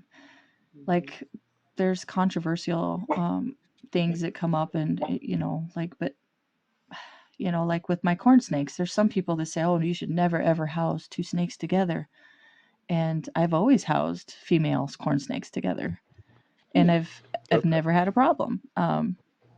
Now, of course, if two for any reason didn't like each other, but I think that I've had that happen once in 30 years where one female was ornery to another one. Huh. And even the young ones, they hatch out together, they stay in a clump together till they shed, and then I separate them all. And eventually, if they're eating really good, I might put a group of 5 back together. But I always separate them to feed them. There's no danger in them trying to. I've never had a snake eat another snake, which I know it can happen. I've Oh heard my. I've heard of it happening, but it's not very often or common. Yeah, they're not like bull No, snakes. I wouldn't keep bull no. snakes But together. there's different controversial things of housekeeping and stuff. You're gonna find some groups are uh, pretty picky on, oh, you shouldn't use that substrate or this substrate or, with bioactives. So, for instance, I sold 2 animals this last year. I sold a corn snake, a yearling corn snake, and a leopard gecko. And both of the people that got them wanted to do bioactive cages, which is fine. You can definitely do that. But both of my customers also told me about a week later that their animals got out and they had loose animals in their house and they couldn't find their animals. And then the same too, it was kind of funny because it was, I think, even on the same day, like 2 or 3 weeks later, they said they found their animals and they were in the substrate under one of the trees or plants they had planted in the roots. And they don't realize that leopard geckos and snakes and things, they burrow, they go under the dirt, they make their own little hides and caves. And so They Oh, neither one of them had gotten out, they were just hiding in their bioactive tanks, yeah. which I was happy. It's like, well, that's good, they're good. They're right at home. But so there's some so species I don't recommend bioactives for, which would probably be a corn snake. But day geckos and crested geckos and chameleons are amazing in bioactive tanks. I I find that live planted tanks are hard for snakes because snakes will They're just hard on them. destroy Yes. it Yeah. instantly. And water dragons Like too. Water dragons destroy any of that. Oh, I thought turtles were only of that type. Oh, they're hard on plants too. You know, Huh. Yeah. I think bamboo plants is about the only thing I can put in a turtle thing there. Don't destroy it right away. Oh, I'm sure mine would because I've put in the Anubis and these others that they say, oh, they don't like them. They won't touch them, and within 2 days they're Yeah. Yeah. gone. Even though that they're getting, free choice, Uh-huh. really the premium organic romaine lettuce, Hmm. 24/7, they still want to Hmm. just decimate what they say they don't like. Yeah. So yeah, so I was okay. I was wondering, what do you have a show tank that you put together as your highlight in your living room that is, just beautimous that, you've got all planted and everything? And if so, what do you put in there as far as, the lizard or a snake? Well, so our house has different levels. When our main kitchen dining room family room only has a fish tank in it. No reptiles at all. Hmm. So, and then you go up to our third level, which has a longer, skinny type family room, which is basically the music room, reptile room, and my office. And then down the hallway is bedrooms and bathrooms. So that's kind of where most of my jungle, I call it the jungle, is. And then that's where my huge bioactive, it's 6 foot by 3 foot by, I don't know, it goes to the ceiling. Wow. It's all planted and you can see through that. So that's where all my fancy tanks are, I guess. And my hutch is up there. It's an old China hutch that was converted to a snake cage, and Mm, that looks pretty cool. And just more of the and they're just the tanks that are kind of decorated up. I have snakes up there and bioactives for my day geckos and crested geckos up there, and they're all kind of in that space with all the live plants and stuff. So it's kind of like I said, I just moved my bioactive and I'm moving my cages around and redoing the whole space. But once I get it out kind of settled, then I'll be doing a video of a video so people can kind of see because it's kind of fun. would you ever consider putting habitats together and selling them like the Serpa Designs does? The his YouTube. Um, I think that would be fun, especially with the day geckos and crested geckos. I'd love to sell them with a bioactive tank and the whole setup. I just have to do the process of getting. I have my tax license and whatnot. I have to figure out how to get my wholesale stuff done, and then figuring out where I want to store cages. So it kind of has to do with the space thing. If I'm going to be getting in cages to resell and to flip or sell with an animal, so mhm. it's time consuming, but I definitely for sure want to do a couple videos of putting it together. Here's how here's what you need. Here's how you make a bioactive tank. Here's the lights you need, and this is all everything you need for this animal. And do some videos at least so that someone could order it. If they weren't in a super big hurry, they could order all what they need and do it themselves too. So Mhm. because it's just a storage and time. It's more of a time thing than anything, I think. Yeah, yeah. But I I just do love putting bioactives together. Even today, just doing the chameleon, baby chameleon cages. They're not bioactive, but they're all live plants in there, and vines and live plants, and it's therapeutic. yeah, yeah. I, I really wonder how well going that would go over, like the making of the cage and selling the animal as well, like at the Reptile Expo. Because I know when I went to the Reptile Expo, I guess I didn't quite have all my caging ready, so Well, and I noticed it I makes had a sense. couple used cages that I sold, and they sold right away. So Yeah. people wanted to come in and they wanted to, they fall in love with the animal and they just want to, they don't have anything ready, which is not what I really recommend. I recommend, doing research and getting things ready, then getting the animal. But Right? for some Yeah. species, like a leopard gecko or a corn snake, it can be simple, and I had a couple cages with a heat pad underneath, and basically you just add a water dish and hide, and those did sell really fast. So I think it would be something that would be good to have, and then I might look into Well, having plus, more a complete setup ready for them. yeah, there is Right. quite a market out there because a lot of my art patrons, um, they buy a dog and they want all the lessons to come with that dog as far as training and everything from the breeder. I mean, they do a package purchase. And so, and I know out of one family that has bought a lot of my artwork, that's how they also buy pets for their kids. They want it all. Mhm. They want an expert to set it up for them, and Mhm. so and then just teach them the upkeep. But Right. for a lot of the doctors and their families, and the the higher upper middle income peoples and Mhm. grade, they want the experts to set up the habitats Yep. that they can enjoy, and then they feel good about maintaining it. It's Right. just set it all up for me. What does it cost with the animal? And Right. bam. I mean, there Yeah. is that market out there. I know those people. And so, Yeah. Well, you I need think, to send them my way. No, I'm just kidding. Well, and we don't have anyone locally building cages Yeah. or anywhere near local. There might be someone in Denver, but like Yeah, and I there's don't have the tools to build well, I've built some big stuff at my house, but nothing is straight or has a right angle because I don't have the right tools and saws. But I can throw cages together and create a box or a rectangle.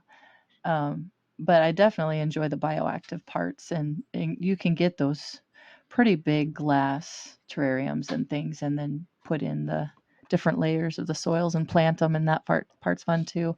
I'm gonna try doing some of the foam scaping for some of oh, mine because I have a big hutch that has three. I guess they have mirrors in the back now, but I want to cover it up and put my crested geckos in there. But I want to do some foam scaping and really be able to put yeah, to be able to make it really neat and mhm.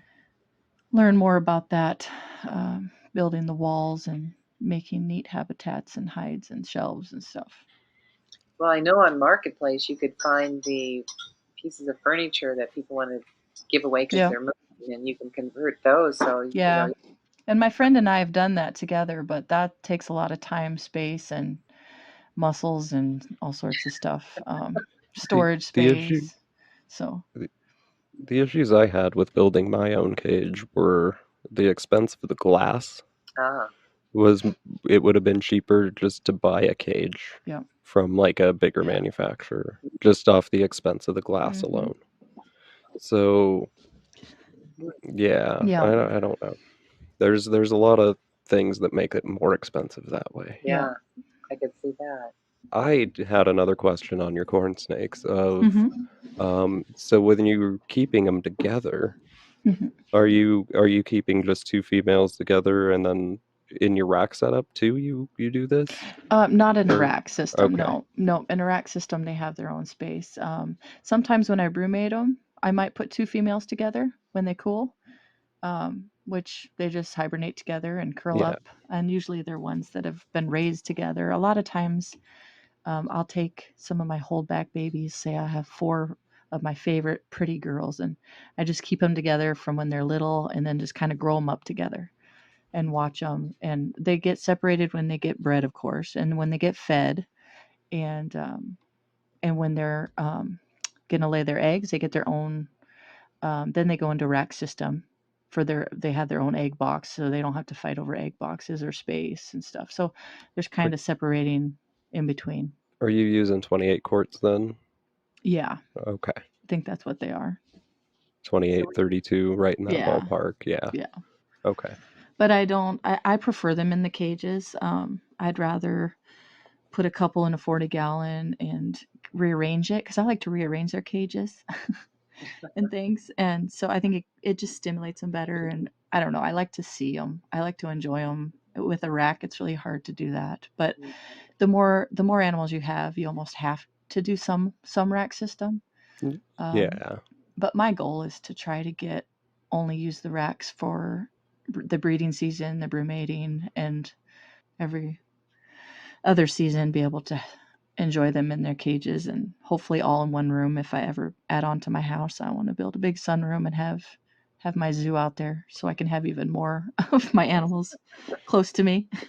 So have you thought about like then making a rack system and then having just your displays and then switching out your animals? Yeah, I'd probably have it. I'd even probably have my racks in the same space too, so I Yeah. don't have.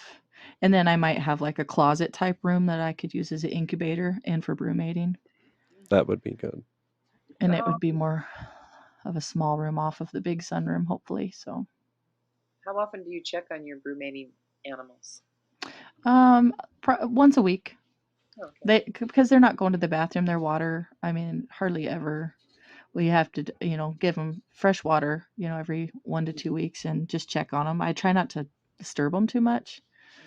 Hmm. Um, so, but yeah, just weekly is usually what I check on them. Now, when they first go in, I check on them a little bit more just to make sure that that they're settling down and you know not super active or acting different or yeah. But otherwise, just once a week is all usually for the snakes.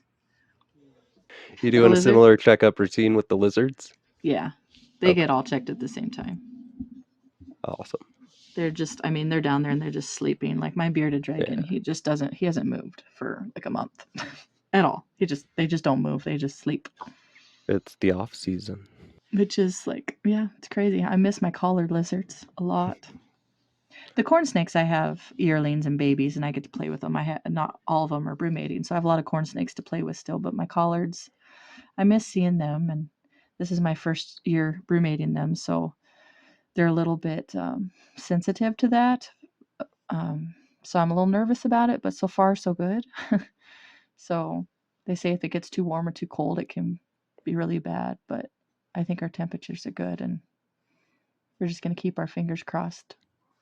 I didn't roommate my female last year, and I almost lost her because her body naturally wanted to do it, Oh. and so I couldn't get her to eat, and so it was because she was just trying to brewmate. So she got really skinny, and yeah, it was not fun. But luckily, she bounced back and started finally eating again, and I didn't lose her, but it was a scary time. I'm like, okay, we're gonna brewmate next year, so I don't want to do that winter again.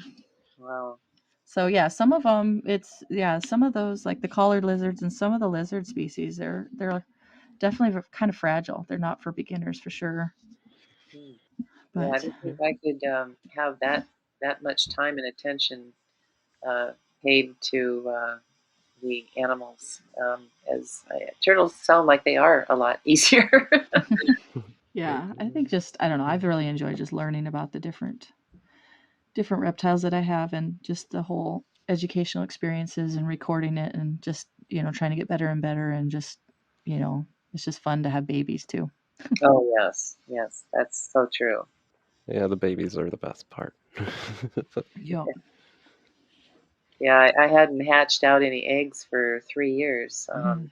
I wasn't breeding until also one of my females was finally old enough to lay eggs.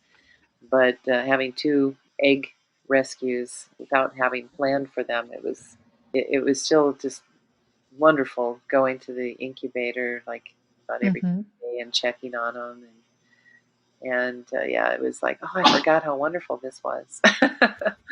Yeah. Yeah. So when they do, is your hatching period with all those different species, how concise of a window is it? Do some of them lay over several months, or do they all seem to lay at about the same time? Well, for my corn snakes, since they are all brewmating at the same time, I'll pull them out at the same time, so they'll be on a pretty similar schedule. So most of the babies should be hatching out within 2 to 4 weeks of each other. Hmm. So that will be nice. And then you have like my crested geckos. This will be my first time with them, and I'll introduce them probably in March. Um, and then my day geckos, they have different seasons, and then they're kind of spread out with their egg laying. So like right now, I'm having baby chameleons and baby day geckos are hatching right now, but they're almost all done. Hmm. So we're almost done. Yeah, there's just different seasons for different species, I guess. My chameleon eggs were, oh, what was it, 8 months that I had them at room temperature. So they were basically incubating for 8 months at room temperature Wow. before they started hatching. So we knew it would be about November or December. So it was pretty on time with what we thought. Um, So, is that how long they usually take to incubate in the wild? yep. Yep. Yeah, veiled chameleons eggs, you don't want them to get too warm. Mm-hmm. So, um, room temperature is best for them. And they say at chameleons, it's better to have them, the eggs go longer with lower temps than. So I guess different chameleons. I think is it the Jacksons or Parsons? I don't know. One of the chameleons, their eggs incubate for like 2 years sometimes. Oh no. Yeah, so it's pretty neat. You try to think about how intricate their eyes are, and that makes me wonder, like, yeah. And I know there's been studies done on like corn snakes and pythons in general, and lowering the incubation temp. And when you do that, it takes longer, but you do produce a bigger baby who's more ready to eat. Hmm. Yeah, and that's the same way we see in the turtle field. They say if you do incubate for females, expect smaller babies, and that'll actually take about 2 weeks for their eyes to be um, considered mature. Hmm. So they'll, and usually, they if they've had a hot nest temperature, the female lay on a south embankment, and that um, so that they all hatched female. Usually they'll stay in that nest until they've absorbed their yolk and their eyes are mature, and they may come out of that nest a week or two after hatching, um, so that you know they have a little bit of late summer and fall to eat before brumation. But so when you incubate for the females, you're going to deal with really small nickel-sized babies that you just really give them TLC the first week of their life, and um, but mine, I started a new food, and boy, they started eating before their yolk sac was even absorbed, and I just wondered, do you? Um, it sounds to me as if you have to wait for those snakes for quite a while. I mean, what's the average that it takes for them to have their first feeding after hatching? Well, they come out pretty full, and because of what they get from the eggs. Mm-hmm. So they go through a shed cycle first. So you're waiting for that. And So how it's long is probably 1 to 2 weeks. I'm trying to think. About 2 weeks probably was where they shed. okay? I think it's 7 to 9 days, or I don't know. It's between 1 to 2 weeks where they'll shed, and then I usually wait about 3 days after they shed. Oh, okay. Um, so once they hatch out with a lot of nutrients from their eggs. You can see it. Their bodies are nice and fat usually, and then they'll go into shed pretty quick right after. Mm-hmm. Within I think 3 or 4 days, they're starting to get blue and go into shed, and then they don't move and they just huddle up and once they start shedding, then they start getting active and looking for food. So, Is that the same with the lizards? um, no, the leopard gecko babies come out and they're pretty hungry right off the bat. Yeah, they'll eat your All the finger. lizards eat right away. Same with the chameleons. So, Mm-hmm. um, because they don't have to shed first, they're born and they're ready to eat. So the snakes, they'll just stay into hiding until they shed, then they go eat. So it's a little bit different. Hmm. Hmm. Interesting. Yeah, I'm going to learn so much from you, lizard and snake people. That's that's the whole point, is learning. Yeah. Yes. Education. It's a free resource. It'll Hmm. always be free. So Yeah, reptiles are just awesome. Yeah. Yeah. It's fun. I end up watching a lot of those YouTube videos of all these species that I'm so unfamiliar with, and it's just so fun to learn. It's not that I want to possess those animals, but I still Hmm. enjoy learning about them. yeah, there's some animals that I don't want to own, but I find very fascinating. Hmm. Well, do you have any more questions, Peggy? Not that I can think of. I know I really want to meet you in live and in person, Twyla, Yeah, and boy, I'd love to see your setup one of these days. yeah, that would be fun. Yeah, Yeah. we're Yeah, I would love to see that too. Your displays at the Reptile Expo were awesome, so I'm sure your house is even better. It's fun. I'm always moving things. That's my problem is I got to stop these projects because then I got to make a mess to make something nice, and it takes forever. But we're slowly getting there. I put a hammock up in my house, and so I had to move some stuff, and then I had to move my bioactive because I had to bring my puppy bunk bed back in, and it's just yeah, because I have Chihuahuas as well, so Oh, I have some puppies of that puppy Chihuahuas a couple times a year on a very small scale, but they're well, also in my reptile area, so we have it's a very tight space of making every inch count. Jill says, That's "Darn awesome. it!" She said the puppy chihuahuas. Uh oh. Yeah. I grew up with a chihuahua that pawed me to wake up when my neighbor's house was on fire, Oh and wow. she woke me up, and I just love chihuahuas, and Yeah, Joel goes, you definitely need to come over then. well, I had a dream about a little black chihuahua with white paws and a little bit of white underneath, on its, on Mm. the rest of its, on its chest. And Huh. like, why would I have such a dream of I don't something, know. you know? And then I go, there better not be a rescue out there that looks like that. Yeah, there's not a lot of rescue small dogs around here, and yeah, so we're expecting puppies again about 60 days, Ooh. Oh, wow. hopefully. And now we have a few that are 11 weeks old right now too. So yeah, Oh, I did not hear that. I did not hear that. no, We have two dogs, two cats, and then, tanks of turtles. So, I'm busy. yeah, I got to keep telling myself that. yeah, but it's a zoo. Yeah, I got one growing too. Yeah. Oh, well, if you could keep anything at all, what would you keep?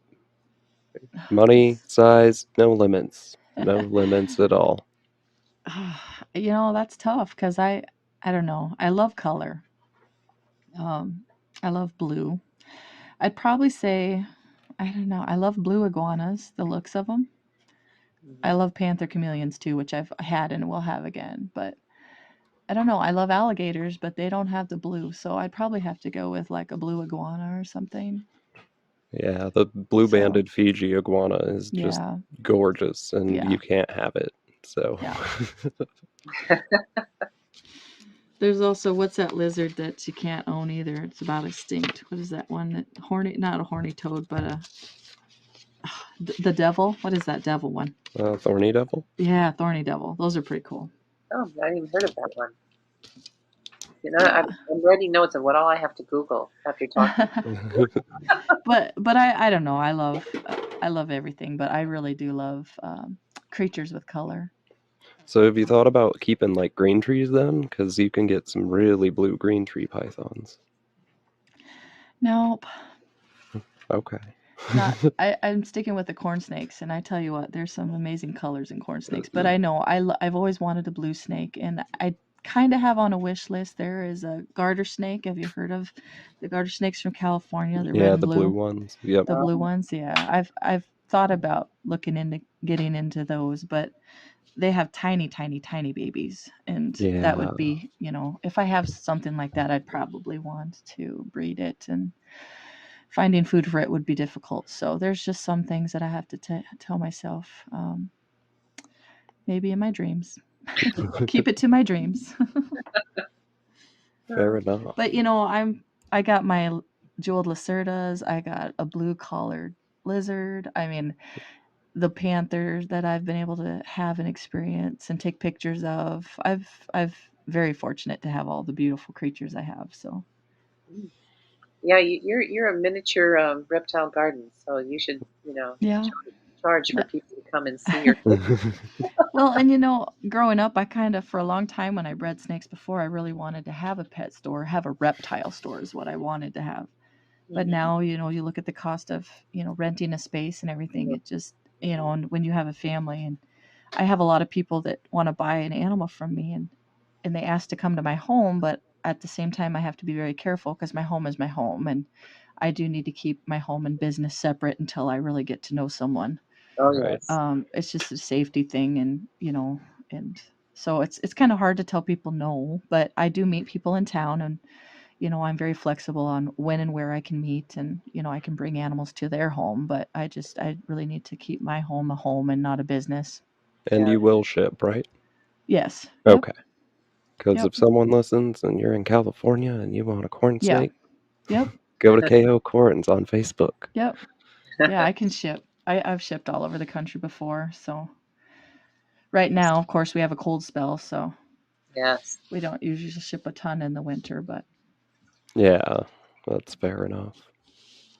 Well, wow. Well, go for it. Well, it says, well, we know how to reach you and see everything that you yeah. have. And boy, I am going to head there and just really enjoy looking at your critters. That's for sure. Yeah, well, it was great to talk to you guys. Thanks for having me on. I'm super excited about the next expo, and Yes. as I get more things lined up, I'm just doing some finalizing stuff with some insurance, and then I'll start advertising the date and location as soon as it's all finalized, and then I'll probably be trying to throw a committee together of some sort to try to help get other vendors in and different things like that. So Hmm. Right on so it's you. not. I'm trying to spread the. I don't want it to just be about me. I don't want. That's not. Yeah, I want to bring more people in on it, just so we can get good ideas and help to grow and and it just. has to be a ton of workload for just one person. Yes. I feel, I yeah. mean, I suppose it was. I feel like now that we've got one under our belt, that this next year will be a lot easier for a lot of things that just advertising, getting out there. But definitely want to get some help with getting contacts of different other breeders and stuff, and Hmm. other ideas of, well, even just educational booths and stuff, and get contacts for the different colleges and stuff, and Hmm. figure out maybe we can get some more sponsors for advertising and t-shirts and just signage and stuff. So Yeah. Yeah. Because it'd be nice to, if you have a big screen, so to speak, that you can have hmm someone bring in, yep. um, you know, a wonderful education presentation. That'd be Yep. fun. And just having hands-on booths too, because I know as a breeder I could spend all day holding corn snakes and letting other people hold them and talk to them, but then I'm not doing anything with my sales either. Like I have to have someone working my booth. Hmm. So it would be really nice to have like some booths set up just for, like, this is a hands-on snake booth where you can go to this booth and that's all that you do is you hold a snake and talk about that one snake. So kind of will free up some of the other vendors that where everybody wants to hold all their animals, but it does really tie you down Hmm. with being able to talk to as many people as you can and stuff. do you Yeah. think like doing a educational symposium or something along those lines would? Yeah, any education, art, hands-on learning, reptile, anything Hmm. would be awesome. Yeah. Awesome. Well, where we got KO Corns on Facebook, any and That's about it. I have all my right. my other two hobbies are on Facebook too. So my art and my dogs are on Facebook. So I just kind of stick to Facebook, and I'm kind of anti-media. Like I'm kind of old-fashioned. If I didn't have to do my cell phone, I wouldn't even own a cell phone. Oh, I know. I hear you. um, Eventually, I know I need to get. I eventually will get on YouTube and do some more videos, and I don't think I'll do the Instagram or TikTok. I'm just not that crowd, but See, and Yeah. I'm on yeah, the edge of even doing video on YouTube at this point. yeah. Well, I love the networking that I'm experiencing on Instagram. It's just so much more simple. Is That's it? that's my Okay. favorite platform too. I'll have to look into it more. I just haven't spent the time to look into it. Yeah. Yeah, it is so simple and easy to use, and so easy to navigate compared to Facebook. And Facebook Okay. with that Meta Business Suite that is just layer upon layer upon layer, and it's like, oh come on, I just want to click and see my messages. Really, Oh, okay. where Instagram, it's just like, Okay. there's Yeah. my message ink, icon, and click on it. There's my messages, Okay. and nothing else. Not all this garbly goop, kind of thing. And most of all the turtle breeders are on Instagram. Okay. That's cool. Well, for us, if you want to reach us, you can reach us at herptalkradio@gmail.com. Facebook, maybe, Instagram, hopefully by now. I would hope so. Uh, Patreon, that's that's almost done. So, the YouTube page is done. So you should be listening to this there or any of your favorite podcasting platforms: Apple Podcasts, Google Podcasts, Spotify, and so on.